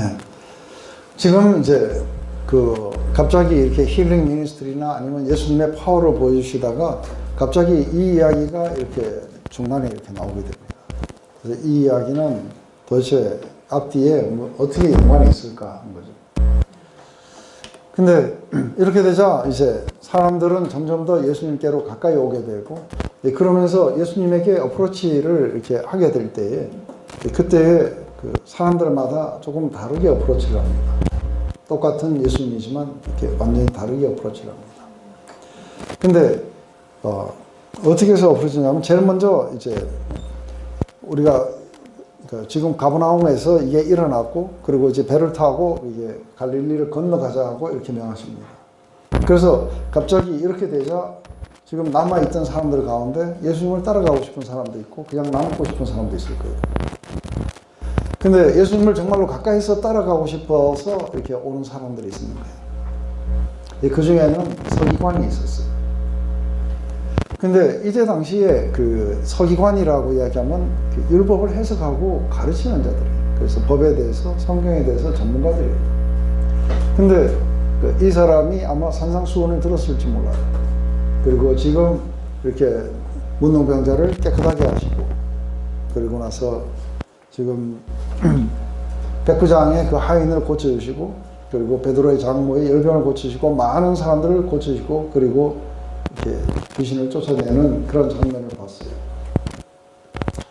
그러자 이게 서기관이 지금까지 보지 못했던 어떤 권위를 봤을 수 있어요. 그리고 파워를 받고, 자기들은 아무리 가르쳐도 일어나지 않는 이야기. 근데 이 서기관이 예수님에게로 와서 내가 지금부터 당신을 따르기로 합니다. 어디든지 가더라도 나는 예수님을 따르기를 원합니다 하고 지금 그렇게 이야기를 해요. 근데 이 사람의 지인이가 어디에 있었는지 우리는 몰라요. 근데 이 사람의 지인이가 어디에 있는 건 항상 어디서 알아요? 예수님의 말씀을 통했고, 예수님은 우리는 모르지만 예수님은 이 사람의 마음 안에 뭐가 있는지를 아셨기 때문에 이렇게 말씀하시게 되는 거죠. 그렇지 않으면 동문서답하시는 거예요. 그렇게 어떻게 본다면은 당대에 아주 최고의 성경 교사들이 지금 예수님의 제자가 되겠다고 찾아온다면은 이거는 이런 굉장히 귀한 로얄 학생들이에요. 안 그래요? 정말 여기에 마치 큰 교회 목사님들이 와서 공부를 한다고 하면은 저희가 뭐예요?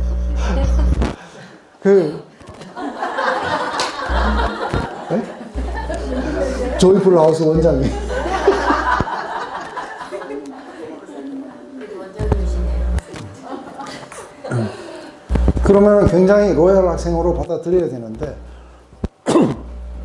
예수님은 다르게 이야기했어요. 갑자기 인자라고 처음으로 말씀하세요.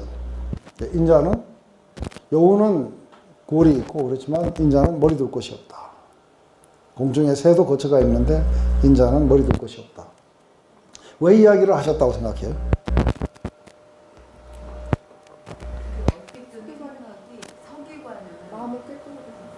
네. 그 안에 뭐가 있지? 그렇죠. 그러니까 서기관 마음 안에 뭐가 있었길래 예수님이 이렇게 말씀하셨겠어요? 서기관 이미 다 갖춘 사람이잖아요. 그걸로 더 나은 것을 원했는데 예수님은 나는 더 나은 건 어떨까? 세상에서 이 세상에서 어떤 걸까요? 권위와 근데 지금 이제 그 예수님을 이렇게 따라갈 때 내가 가마리엘 문화다든지 뭐 하는데 이게 새로운 어떤 혜성 같은 스타가 나왔고, 그리고 내가 이분의 제자가 됨으로써 지금 다른 사람들과의 경쟁에서 내가 한 발 앞설 것이라고 생각할 수 있습니다. 왜냐하면 이렇게 권위 있고 파워풀한 분, 그리고 이 율법의 해석이 상당히 남다른 분, 이분 밑에서 내가 배우면 좋겠다 하는, 그래서 뭐라 하냐면 주여 그러지 않고 뭐라 하냐? 선생님이여 하는 거예요. 자기의 선생으로 모시겠다고 이야기하는 거예요. 이게 선생으로 모시겠다고 이야기를 했을 때에, 선생으로 모시겠다고 이야기했을 때 이 사람들의 마음 안에는 이 선생으로 말미암아 자기가 뭔가를 이렇게 영광을 누리고 취할 수 있는 게 있다고 얘기한 거죠. 근데 많은 사람들이 예수님을 따라가는 자들은 이제 이러한 것들이 이제 무너져야 돼요. 그죠?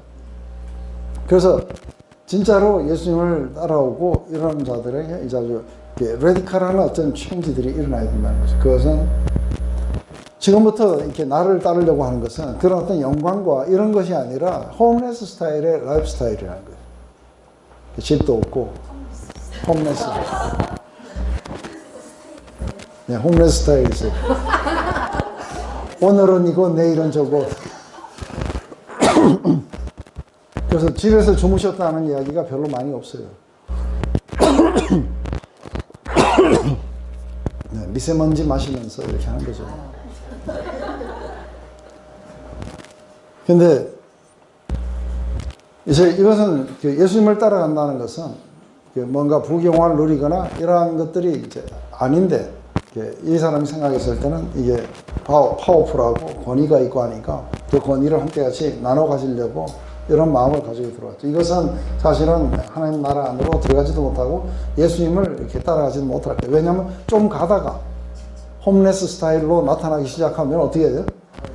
아, 이게 내가 잘못했구나 하고 얼른 돌아가 버리더라고요. 또 한 가지는 이제는 제자 중에 하나가 그렇게 하는 거예요. 제자 중에 하나가 가로되 주여 나로 먼저 가서 내 부친을 장사하게 허락하옵소서. 그래서 지금 그 부친을 장사하는 거는 율법 안에서 모든 사람들이 다 자기 부친이 돌아가시면은 이게 시체를 만지지 못하지만 모든 사람들은 다 부친을 장사할 수 있도록 법이 허락하고 있어요. 근데 안 되는 사람이 두 종류가 있어요. 누구만 안 되냐면 대제사장은 안 돼요. 또 누구 안 되냐면 나시린이 안 돼요. 그렇다면은 지금 나시린이라는 건 어떤 거예요? 나시린 서원을 갖다가 왜 하는 거예요? 지금 나시린 서원의 그 이야기가 나오는 걸 보면은 여기 보면은 이건 대제사장 이야기고 여기는 이제 나시린이에요, 그죠? 그 남자나 여자가 특별한 서원, 곧 나시린의 서원을 하고 자기 몸을 구별하여 여호와께 드리거든. 포도주 독주를 멀리하고 포도주의 초나 독주의 초를 마시지 말며 포도주를 마시지 말고 생포도나 건포도를 먹지 말지니 자기 몸을 구별하는 날 동안에 포도나무 소산의 씨나 껍질이라도 먹지 말지니 그 서원을 하고 구별하는 모든 날 동안에 삭도를 도무지 머리에 대지 말 것이라. 자기 몸을 구별하여 여호와께 드리는 날이 차기까지 그는 거룩한즉 그 머리털을 길게 자라게 할 것이며 자기 몸을 구별하여 여호와께 드리는 모든 날 동안은 시체를 가까이 하지 말 것이며 그 부모 형제가 죽은 때라도 그로 인하여 몸을 더럽히지 말 것이며 이는 자기 몸을 구별하여 하나님께 드리는 표가 그 머리에 있으니 자기 몸을 구별하는 날 동안은 그는 여호와께 거룩한 자니라. 근데 이게 자기 아버지가 돌아가셨다고 자기가 먼저 부친을 장사하고 이렇게 가겠다고 얘기를 해요. 근데 사실은 누가 보면 아주 심각한 이야기를 하세요. 쟁기를 손에 잡고 뒤돌아보는 자는 하나님 나라에 합당하지 않다는 거예요. 그래서 사실은 예수님을 따라가는데 이게 있어갖고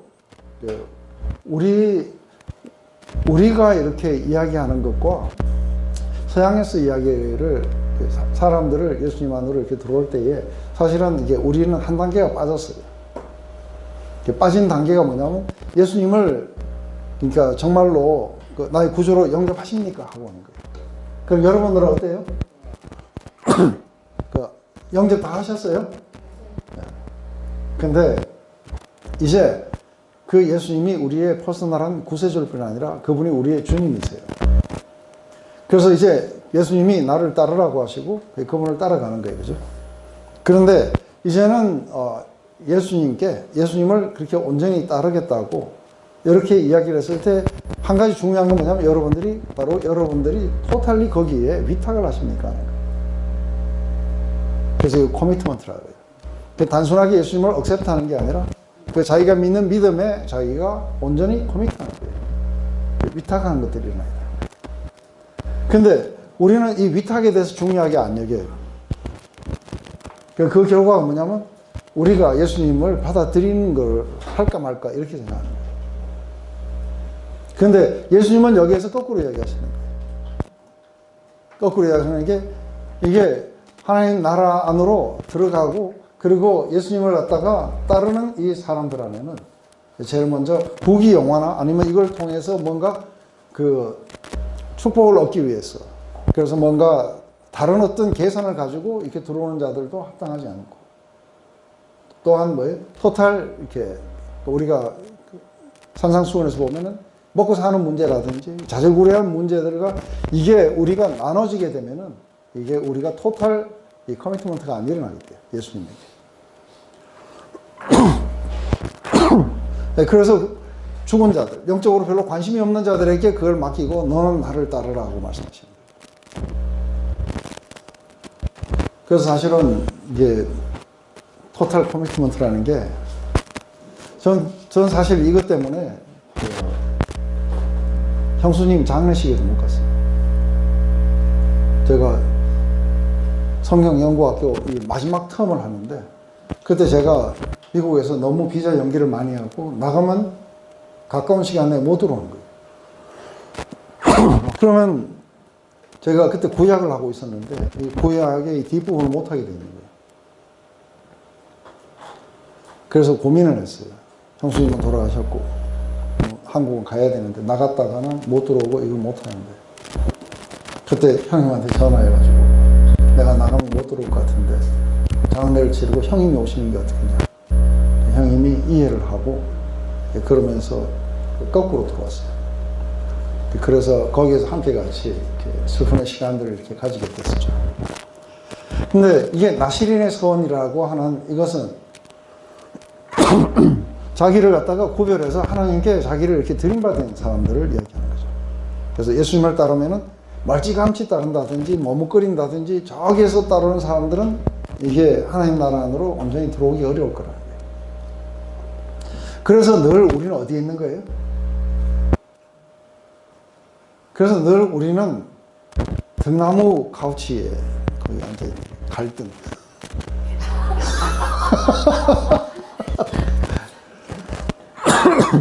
그래서 늘 양쪽을 봐가지고 어느 쪽이 유리하다 싶으면 언제든지 왔다 갔다 이렇게 할 수 있도록 그런 곳에 우리가 항상 이렇게 놓여있게 오는 거죠. 그래서 뭐가 안 일어나냐면 완전한 확신, 완전한 구원, 그리고 완전한 자유함들이 안 일어나게 되겠죠. 그것은 그만큼 우리가 의심하고 있다는 증거들인 거죠. 그래서 이거는 부모의 장례식에 참석하지 말라는 얘기가 아니에요. 그죠? 하나님을 향한, 예수님을 향한, 그래서 어미나 아비나 형제 자매들을 나보다 더 사랑하는 자들은 내게 합당하지 않고 이랬죠. 그러면서 자기 목숨을 잃는 자는 얻을 것이고 얻는 자는 잃게 될 것이다. 그래서 우리는 더 높은 부르심이 있다는 거예요. 더 높은 가치들이 있고 그런 것들이 있다는 거예요. 이게 바로 참된 제자의 길을, 그리고 예수님을 따라가는 자들은 바로 이것을 선택하라는 것이죠. 근데 마치 영적으로 죽어있는 자들이 그렇게 행동하는 것처럼 그렇게 하게 된다면 안 된다는 거죠. 그러면서 이야기를 하시는 거예요. 그 제자에게 그걸 맡기고 너는 나를 따라라. 그래서 진짜 예수님을 따르는 게 뭔지에 대해서 이야기하는 거예요. 이렇게 해서 사실은 만약에 안 따랐다면 그분이 폭풍을 잠잠케 하는 것도 못 봤을 거예요. 그리고 군대 귀신을 쫓아내는 것도 못 봤을 거예요. 그리고 그 장례 치른다고 주옥 같은 그런 말씀들을 다 이렇게 상실하게 될 거예요.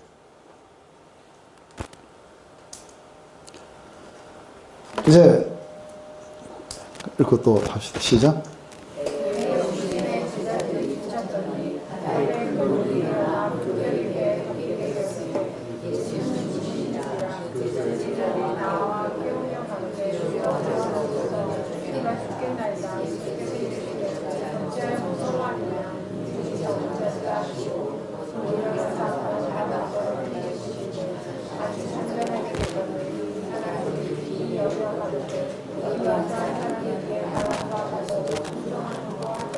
네, 지금 이제 그 거라사 지방으로 지금 배를 타고 가다가 이게 폭풍이 일어나게 되죠. 근데 여기에 지금 아주 이너 서클이에요. 배가 뭐 엄청나게 크진 않았을 테니까 거기 뭐 얼마나 탔겠어요. 그저 한 뭐 열 몇 명 정도가 이렇게 탈 수 있는 굉장한 그 이너 서클 안에 들어왔던 사람들이 이 배를 타고 예수님과 함께 같이 거라사 지방으로 지금 가고 있는 거예요. 근데 폭풍이 일자 그나마 이 사람들은 뭐는 안 했어요? 폭풍이 일자 이 사람들은 막 각기 폭풍을 이기려고 그렇게 자고책은 구하지는 않았어요. 한 가지. 근데 이 사람들이 예수님에게 와서 주여 우리를 구원해달라고 이렇게 해요. 근데 주여 우리를 구원해달라고 하는 이 이야기 속에서도 우리가 희미하게 느낄 수 있는 건 어떤 게 있어요?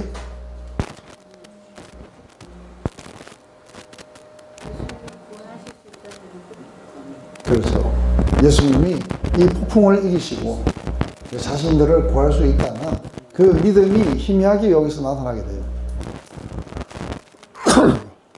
그렇지만 이들이 무서워했어요. 사실은 그 우리가 이렇게 보면은 우리의 믿음이라는 게 사실 좀 그래요. 안 그래요? 무서워 죽겠어요. 그러면서도 예수님에게 또 매달리기도 하고 무서워하기도 하고 뭐 하여간 이 두 개가 다 있는 것 같아요. 무서워하는 만큼은 좀 덜 믿고 그래도 예수님에게 구해달라고 하는 만큼은 믿고 있어요. 네. 그 사이에서 왔다 갔다 하겠죠, 그죠? 그러니까 너무 무서워하진 건 않으면 그래도 가능성이 있는 것 같아요. 그러자 예수님은 무서워하는 만큼을 꾸짖으셨어요. 왜냐하면 믿음이 적은 자들아 하고 꾸짖으셨죠. 그러면서 믿음이 적은 자들아 하고 꾸짖었을 때 이 지금 아주 이너서클에 있는 이 사람들이 예수님이 뭔가 파워풀한 분인 건 알았어요. 근데 뭐는 몰랐어요? 이분이 얼마나 파워풀한 분인가는 알았는데 이분이 누구신지는 잘 몰랐다. 그래서 질문을 한 거예요. 이가 어떤 분이기에 이렇게 바람과 바다도 순종하는가?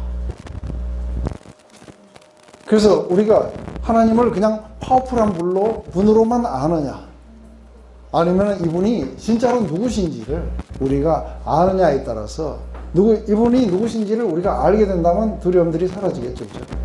근데 우리가 누군지 모르는데 파워풀하면은 무시무시해요. 안 그래요? 그래서 아주 코스믹 파워. 우리 그런 거 두려워하잖아요. 안 그래요? 빨간 손 이렇게 화장실에서 올라오면.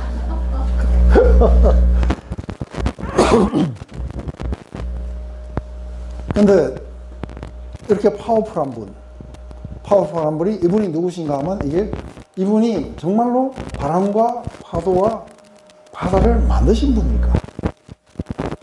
하고 이분이 누군지에 대한 그 온전한 지식에 도달하게 되면은 이건 사실은 이렇게 없어지는 거예요. 근데 단순하게 파워풀한 분으로 아는 것과 이건 다른 거죠. 근데 그래서 사람들이 기억에서 이 어떤 사람에게 바람과 바다도 순종하는가 했을 때 누가 대답해요? 여기에 대해서 누가 대답해요?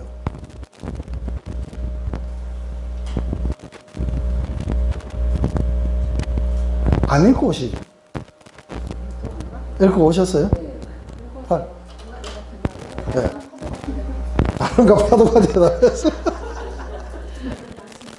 네? 자, 읽어보십시다. 읽어보면 누가 대답했는지. 다 같이 읽읍시다. 시작.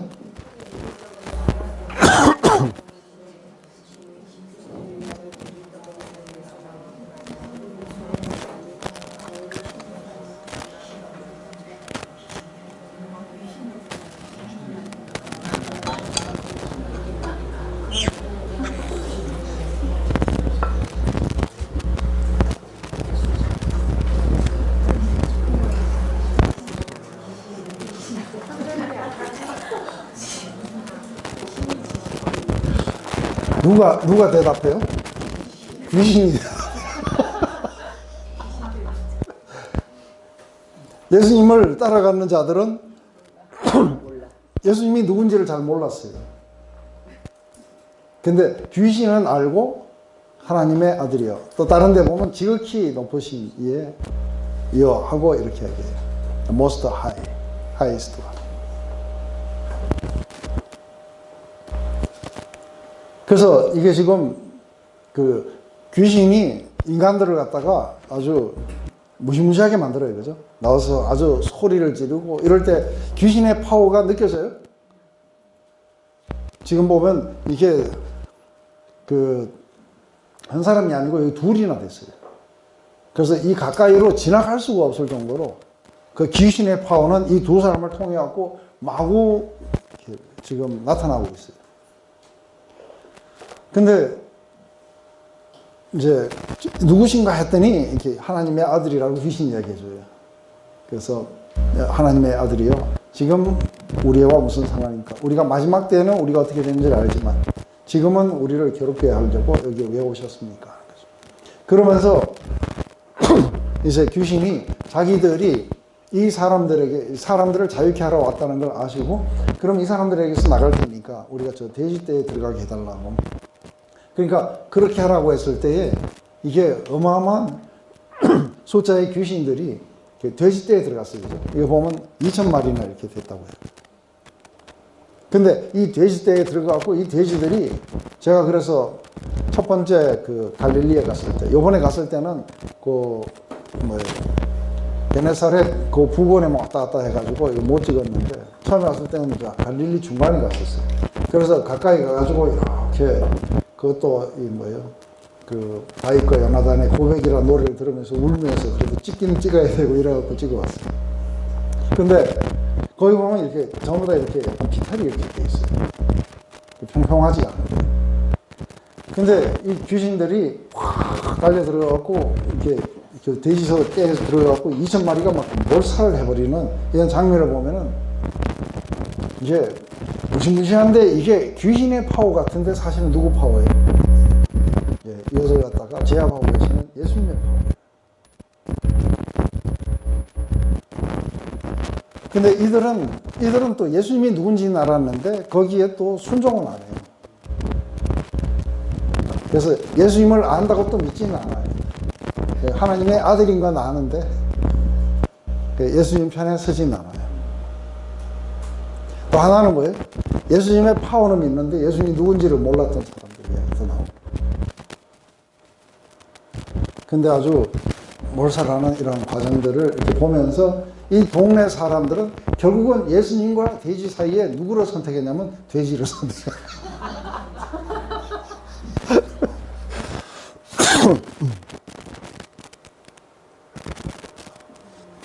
왜냐면 이 사람들은 예수님이 누군지도 모르고 어느 파워가 더 센지도 I don't care인 거예요. 중요한 건 돼지가 중요한 거죠. 재산을 잃는 거라든지 이런 것들.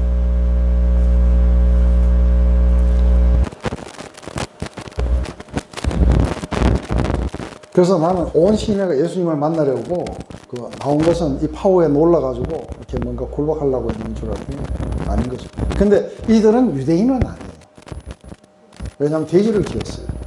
그리고 그쪽 지역이 그 유대인들이 사는 지방이 아니고 주로 이제 로마 사람들이나 이방인들이 살던 곳이에요. 그쪽에 데카폴리 10개 도시들도 있고, 그래서 돼지를 키우는 사람들이었어요. 유대인들은 돼지 안 키우는 거예요. 부정하게 되니까, 부정한 동물이니까. 그거는 이방인인지 유대인인지 모르겠어요. 그런데 약간은 섞여 있었어요. 아주 우리가 가봤지만 넓은 지역은 아니에요. 그죠? 갈릴리를 바다라고 이야기한다면, 그러면은 캐나다의 그 오데오는 대양이에요. 아주 비교가 안 돼요. 끝도 없죠. 그죠? 한 호수 하나가 우리나라보다 훨씬 더 큰 호수들이 있는데. 이때 사역 초기에도 예수님이 이방인들한테도 많이 가셨죠. 데카폴리를 가시면서 이렇게 하시고, 시돈과 두로 지방에도 가시고, 그러니까 그 이방인 지역을 이렇게 돌아다니셨어요. 귀신의 생각으로 하나님과 상관이 없다고 하나님을 우리가 믿는다고 하잖아요. 우리도 그런 생각을 하면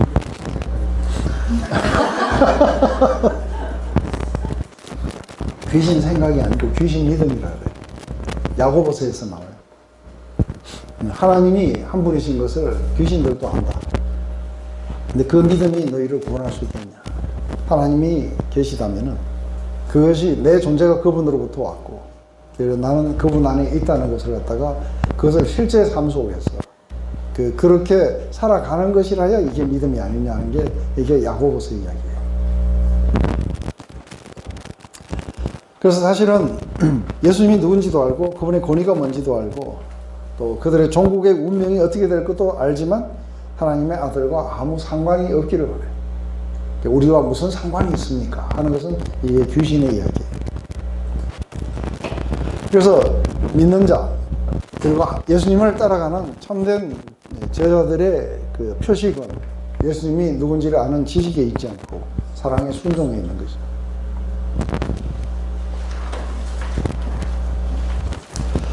오늘 이 안에서 두 사람은 치유받았는데 치유받은 사람들이 멀쩡하게 앉아 있는 걸 보고는 아무 반응이 없어요, 그죠? 그래서 사람이 이렇게 치유받고 새로워지는 것보다 돼지들이 이렇게 몰살하는 것이 사실은 7,000마리, 2,000마리가 빠지고 나면은 이거 갈릴리 바다가 다 이게 썩어가지고 냄새 나고 뭐 그러지 않을까 하는 생각이 들어요. 왜냐하면 이것들이 막 부패되고 이러는 과정 안에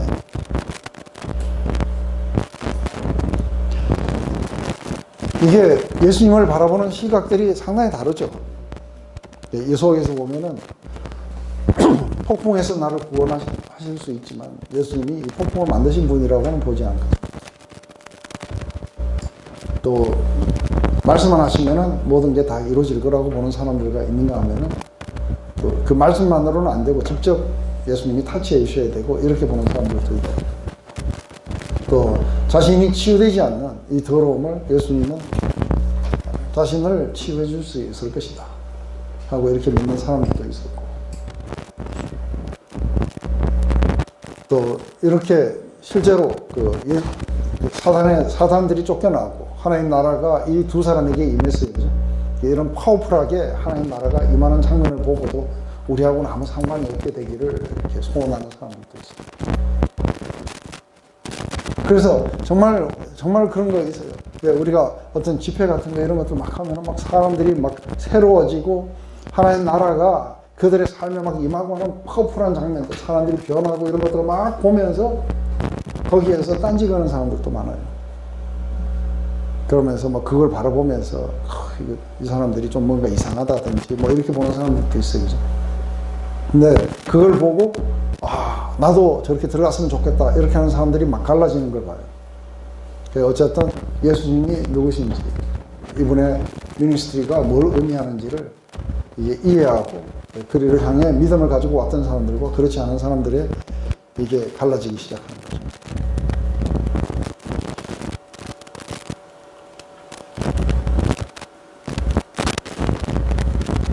근데 이게 조금은 더 해야 돼요. 오늘 구장은 다 못하더라도 우리가 요거는 잘 하시잖아요. 요거는 잘 하시니까 우리가 빨리 스킵을 좀 이렇게 해나간다고 하면은 이제 본 동네로 왔다는 거는 가버나움으로 다시 온 거예요. 그때 그 침상에 있는 중풍병자를 사람들이 데리고 왔다는 거죠. 근데 여기에는 누가복음하고 다르죠, 그죠? 거기에는 바리새인들이 모험한 사람들이 다 와 있었고 지붕을 떠든 이야기 다 없어요. 그냥 중풍병자를 데리고 오는 걸 보고 소자야 내 병이 나았다. 죄사함을 받았느니라 하고 바로 다이렉트로 죄사함 받은 이야기를 들어요. 그 이야기는 지금 이 사람의 병의 치료와 그리고 죄사함과의 연관을 갖다가 마태는 이야기하고 싶었던 거죠. 그래서 그 이야기는 길게 나와요. 서기관들이 속으로 이르되 이 사람이 참남하도다. 예수께서 그 생각을 하시고 그랬을 때 너희가 어찌하여 마음에 악한 생각을 하느냐. 내 죄사함을 받았느니라 하는 말과 일어나 걸어가라는 말이 어느 것이 쉽겠느냐. 그러나 인자가 세상에서 죄를 사하는 권세가 있는 줄을 너희가 알게 하려 하느니 중풍병자에게 말씀하시되 일어나 내 침상을 가지고 집으로 가라 하시니 그가 일어나 집으로 돌아가거늘 무리가 보고 두려워하여 이런 권세를 사람에게 주신 하나님께 영광을 돌리더라.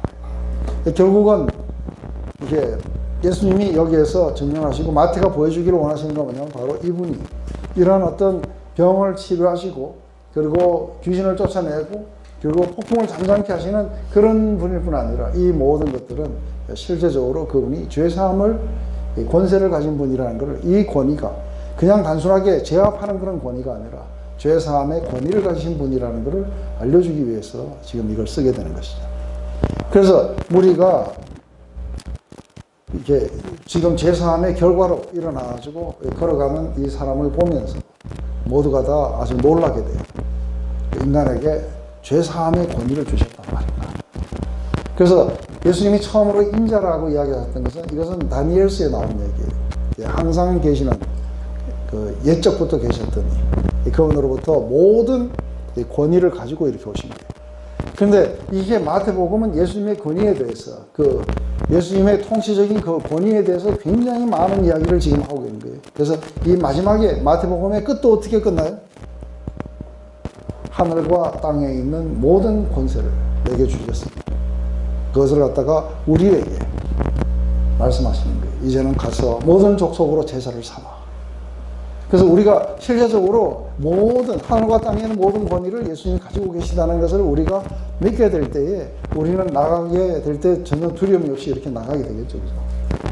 그 죄사함의 권위를 가지신 분이시라는 거예요.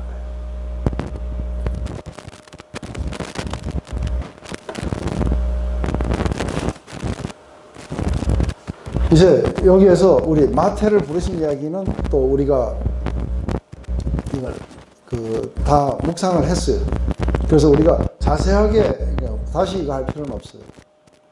근데 이 마태의 이야기 속에서 상당히 중요했던 건 뭔가 했을 때 나더러 주여 주여 하는 자들마다 다 하는 나라에 들어가지 못한다. 그러면서 나는 그날에 밝히 말하기를 불법을 행하는 자들아 내게서 떠나가라고 이야기를 해요. 여기서 말하는 불법이 뭘까? 불법, 로레스, 그죠? 불법을 행하는 자들이라고 할 때 불법이라는 게 뭘까 하는 거죠. 근데 지금 바리새인들에게서 이제 방금 죄사함의 권세를 가진 분을 소개해 줬어요. 근데 죄사함의 이 권세를 가지신 분이 왜 죄를 사해 주시는가 하는 거죠. 근데 이 예수님과 정면으로 충돌하는 생각이 있어요. 정면으로 충돌하는 마인드세트는 뭐예요? 예수님과 정면으로 충돌하는 그 마인드세트는 사람들의 죄를 정죄하는 거예요. 그것은 어디서 왔느냐면 법의 준수 때문에 오게 돼요. 그래서 법의 준수를 통해 가지고 사람들을 이렇게 정죄하는 이 마인드세트 속에서 나오는 게 뭐냐면 너희 선생은 왜 죄인들과 식사를 하느냐 하면서 죄인들과 식사를 하면은 너희 선생도 더러워지고 할 텐데 너희 선생은 왜 죄인들과 식사를 하시느냐 했을 때 예수님이 그렇게 말씀하시는 거죠. 이제 이들의 생각 속에서 어떤 게 있어요? 이들의 생각 속에서 어느 날 하나님이 자신을 방문하시고 찾아오실 때 그때 누구를 부를 거라고 생각하는 거예요? 네, 그렇죠. 법을 잘 준수하는 사람들을 부를 거라고 생각합니다. 그래서 이들은 힘껏 법을 준수하면서 절대로 자기를 갖다가 더럽히지 않기 위해서 이런 자들과 교제도 거부했던 거예요. 그럼으로써 이 사람들은 불법을 저지르게 돼요. 어떻게 해서 불법을 저지르게 돼요?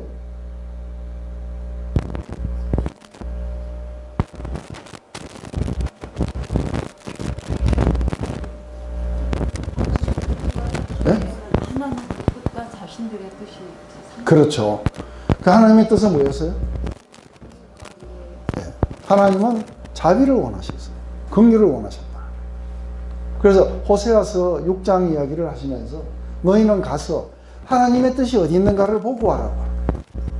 그 하나님의 뜻은 어디에 서냐면은 이게 정죄나 구분이 아니고 뭐예요? 자비와 긍휼을 원했다. 이게 안 되면 죄사함이라는 게 일어날 수가 없어요. 근데 정말 웃기죠. 자기들은 법을 준수함으로써 불법을 저지르게 돼요. 이 이야기를 갖다가 로마서 10장에는 뭐냐면 힘써 그렇죠. 자기의 의를 갖다가 내세우면서 하나님의 의를 갖다가 부정하게 만들었다. 근데 아직도 우리 안에 이것에 대한 확실한 어떤 이해, 이게 우리의 그런 어떤 뼛속까지 자율성이라든지 자기의라든지 이게 법의 준수라든지 이게 하나님의 뜻이 아니라는 것을 확실하게 이해하는 게 이게 부족할 수가 있어요. 부족할 때마다 우리는 불법을 저지르게 돼요. 근데 하나님의 그 뜻이 우리에게 법의 준수가 아니라 사랑이. 그래서 사랑이 있어야 될 곳에 이게 법의 준수가 있는 거예요. 이렇게 되면 이게 불법이 되는 거예요. 그리고 사람이 안 중요하고 법이 중요해요. 이렇게 되면은 예수님이 다른 곳에서 그렇게 말씀하세요. 그죠? 안식일이 사람을 위해서 있어야 되는 거 아니냐는 거죠. 이것은 법이 사람을 위해서, 사람을 위해서, 사랑을 위해서 법이 존재해야 되는 것 아니냐. 그래야 이게 법이 풀필돼요. 법을 주신 이의 목적이 거기에 있다는 거예요. 근데 어떻게 사람이 법을 위해서 있느냐. 이건 사랑의 자리가 사라지고 법의 준수 자리가 이것이 모든 것들을 차지하게 된다면 이것은 하나님의 뜻과 정반대로 가게 됩니다. 그 결과가 불법을 저지릅니다. 그래서 예수님은 결국은 그렇게 하나님의 뜻을 갖다가 자기가 잘 지킨다고 하면서 하나님의 뜻을 정면으로 이렇게 거부하게 돼요. 이게 이해가 되세요?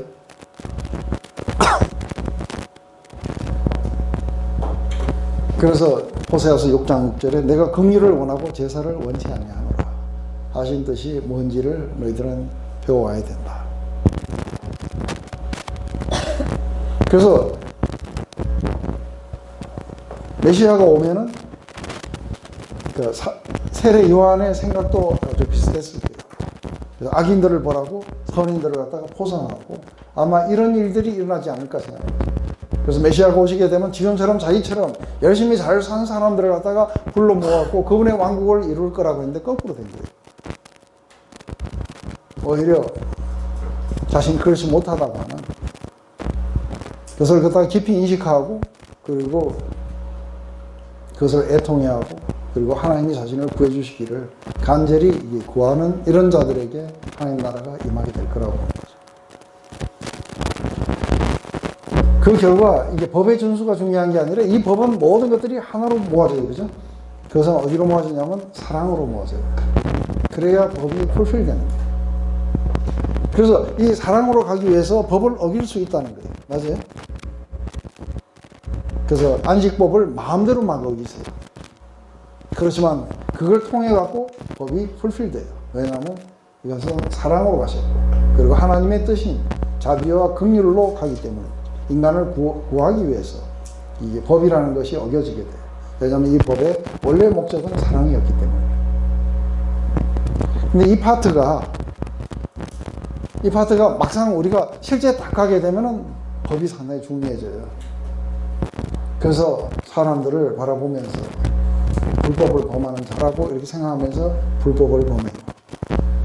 아이러니예요. 근데 또 한쪽 무리에서는 설마 구원자가 오셨어요. 메시아가 오셔서 자기처럼 이런 그 더러움을 몸에 지니고 있고 애통함을 몸에 지니고 있고 자기는 아무것도 이렇게 내세울 것이 없다는 이런 자들을 불러 모아서 하셔갖고 그래서 하나님의 왕국을 이룰 거라고 그 사람들도 생각을 못했어요. 여기에 오직 메시아가 우리를 그렇게 하실 것이라는 믿음이 있었냐 없었냐에 따라서 나오겠죠. 그래서 여기서 보면은 우리 7장에 보면은 마지막에 이렇게 했어요. 그죠? 그다음에 그날 많은 사람들이 우리가 선지자 노릇하고 주여 하고 다 했는데 근데 그때 내가 저에게 밝히 말하되 내가 너희를 도무지 알지 못한다. 불법을 행하는 자들은 내게서 떠나가라 하리라. 그러니까 하나님이 원하지 않으시는 제사를 지내고 있어요. 가식적인 제사를 지내고 있기 때문에 불법을 행하는 자들이고 그리고 하나님의 뜻인 자비를 행하는 자들은 이게 천국을 소유하게 될 것입니다. 그게 진짜로 하나님의 뜻을 행하는 것인지에 대한 이게 마태의 부르심을 통해 갖고 마태가 보여주기로 원하는 것이죠.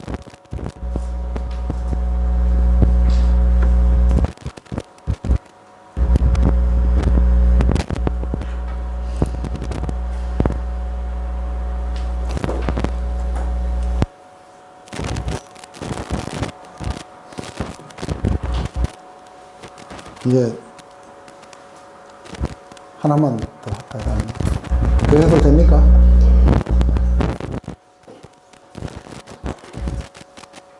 이거 하나 더 하는 건 이건 읽어보고 하시다. 시작.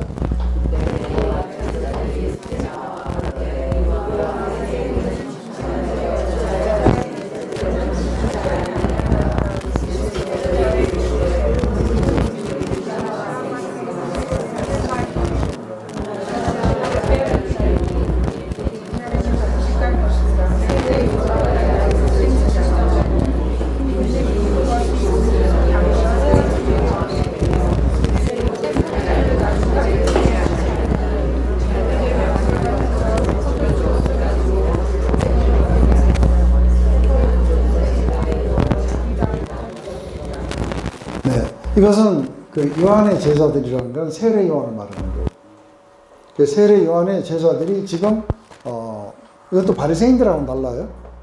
지금 왜 너희 선생은 죄인들과 식사를 나누느냐 하고 이렇게 물었던 바리새인들의 이야기하고 다르게 요한의 제자들은 와갖고 왜 금식하지 않느냐에 대해서 이야기를 해요.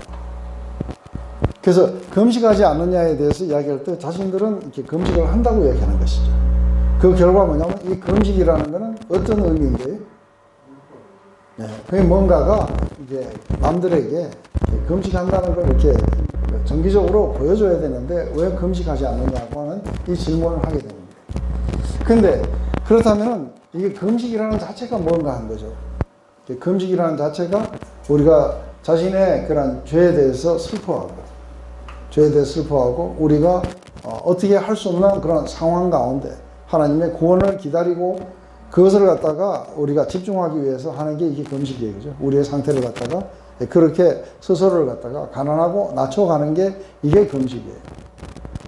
그런데 세례 요한의 제자들이 왜 너희는 금식하지 않느냐 했을 때 이게 금식은 그런 의미가 아닌 거죠. 이 금식은 실제로 종교적인 어떤 의무나 준수로서 지금 이야기하고 있는 거예요. 그런데 여기에 대해서 예수님이 금식에 대한 올바른 이야기를 해주시는 거예요.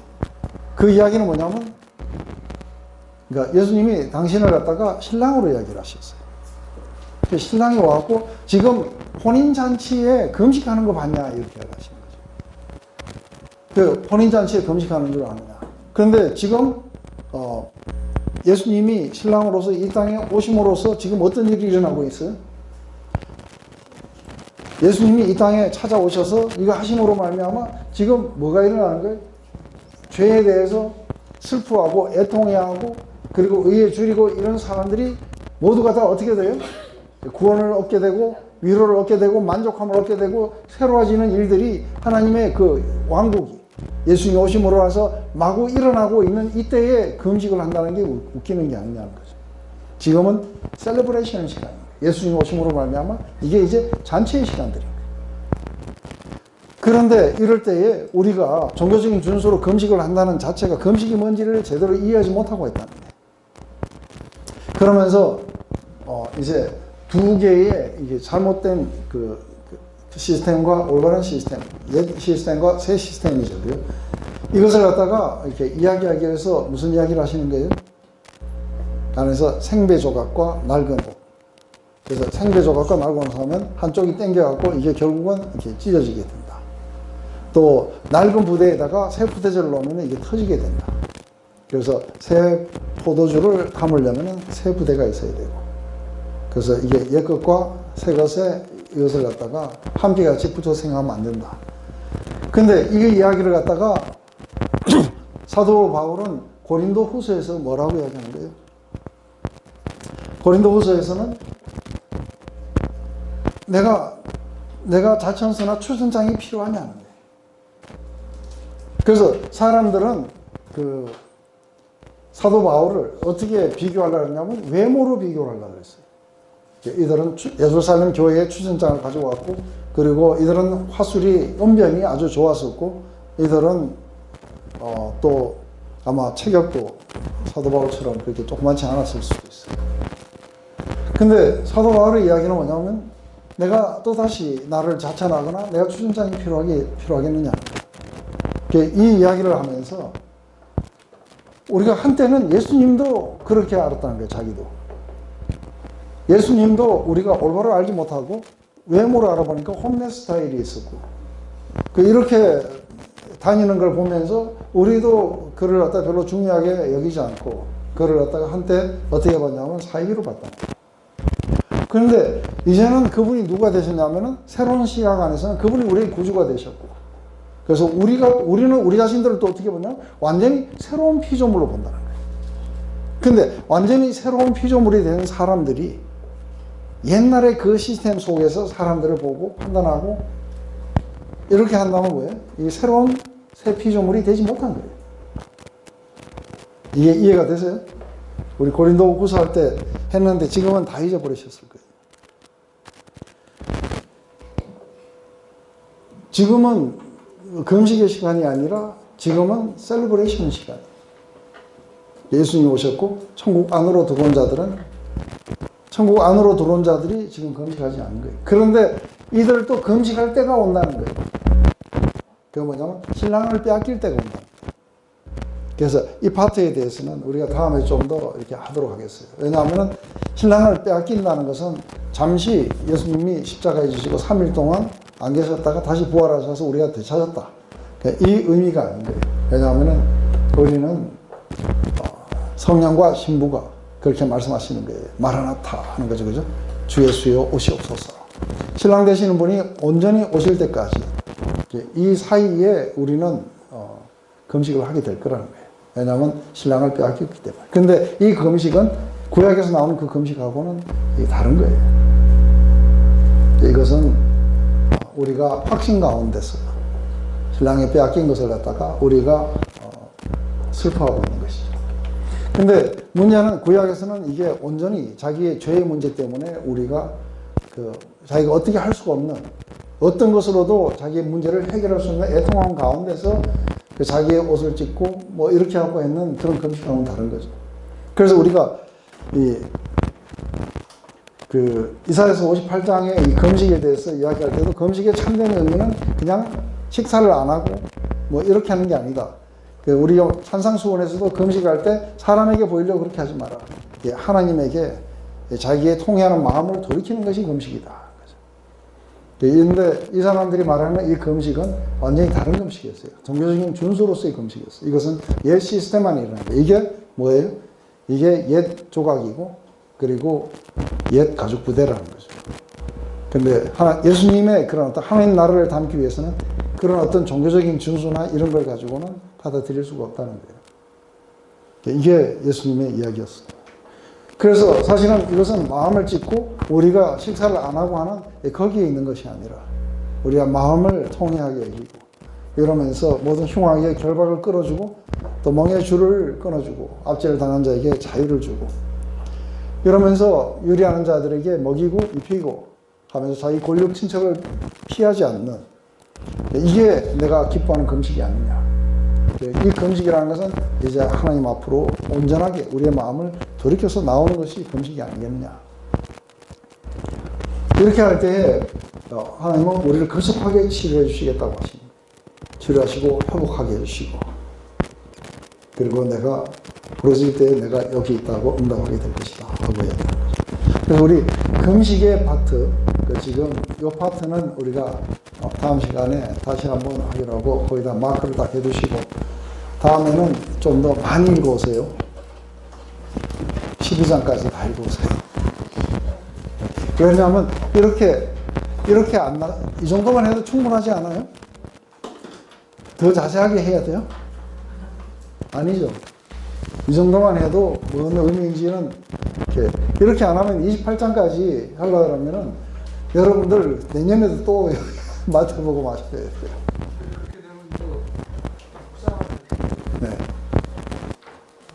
전체적으로 관통하는 주제가 아니면 여러 가지 시기상이 가지고 아니요, 묵상은 이게 마태의 이 관점을 가지고만 할 수도 있어요. 근데 이것은 사실은 우리가 쉽게 잘 하기는 어려워요. 그죠? 근데 이게 하나하나의 사건 속에서 이것을 갖다가 뭐 거짓으로 일부러 만들어 놓은 꾸며낸 이야기는 아니에요. 이게 실제였다면 그렇다면 우리는 그 안에서 이 사람들이 도대체 무슨 마음으로 이런 이야기를 했을까 하고 이런 것들 들어가 보고 예수님 마음 안에 어떤 것이 있을까 하고 이런 거를 갖다가 찾아 들어가는 것은 이제 묵상이겠죠. 그리고 그것에서 우리가 새로운 인사이트를 얻기도 하고 또 이것을 상상하면서 그 실제 안으로 들어가 보기도 하고 이런 것들은 묵상의 시간입니다. 근데 지금은 뭐냐면 이게 성경 공부의 시간인 거예요. 이것은 도대체 마태가 왜 이런 이야기들을 이렇게 나열해가지고 지금 이렇게 해 나가고 있는지 그래서 마태는 어떤 포인트를 만들기를 원하는지 예수님을 어떻게 소개를 하기를 원하며 근데 이것도 또한 굉장히 중요한 것이에요. 왜냐하면 이거는 우리가 이게 묵상은 우리가 성전을 세우는 것 같아요. 성전 안에 들어가서 하나님을 예배하고 하나님을 깊이 만나는 그런 어떤 과정이겠죠. 근데 성경의 공부라는 건 성벽을 세우는 거예요. 그렇지 않으면 이상한 데로 흘러가 버려요. 그래서 묵상 자체가 안 되게 돼 있어요. 다음 주에 숙제하게 되는 것은 하나님의 예망을 가지고 묵상하는 것 그렇죠. 그리고 오늘 기도할 때도 이 가운데 아까 그 예수님을 진정으로 따른다는 게 뭔지를 하셔도 좋고, 또 아니면 오늘 금식에 대해서 하셔도 좋고, 아니면은 그 폭풍을 잠잠케 하신 거나, 아니면은 뭐 거라사 지방에서 군대 귀신을 쫓아낸 이야기든 뭐든 이걸 하나를 가지고 하셔도 돼요. 여러분들이 원하는 걸 가지고. 기도하고 마칠게요. 하나님 오늘 마태복음 8장과 9장 이야기를 통해서 하나님 얼마나 파워풀하게 하나님 나라가 우리 가운데 임하는 것을 이렇게 봅니다. 그저 말씀으로만이 임하는 것이 아니라 실제 사람들의 그런 영역 속에서 또 그들의 어두움, 죄악, 그리고 질병 가운데 하나님의 나라가 이렇게 임하셔서 이들을 자유케 하고 치유하고 회복하며 그리고 예수님을 따를 수 있도록 그렇게 해주는 것을 봅니다. 하나님 우리 모두가 다 거기에 우리가 다 함께 부르심을 받은 것을 감사드립니다.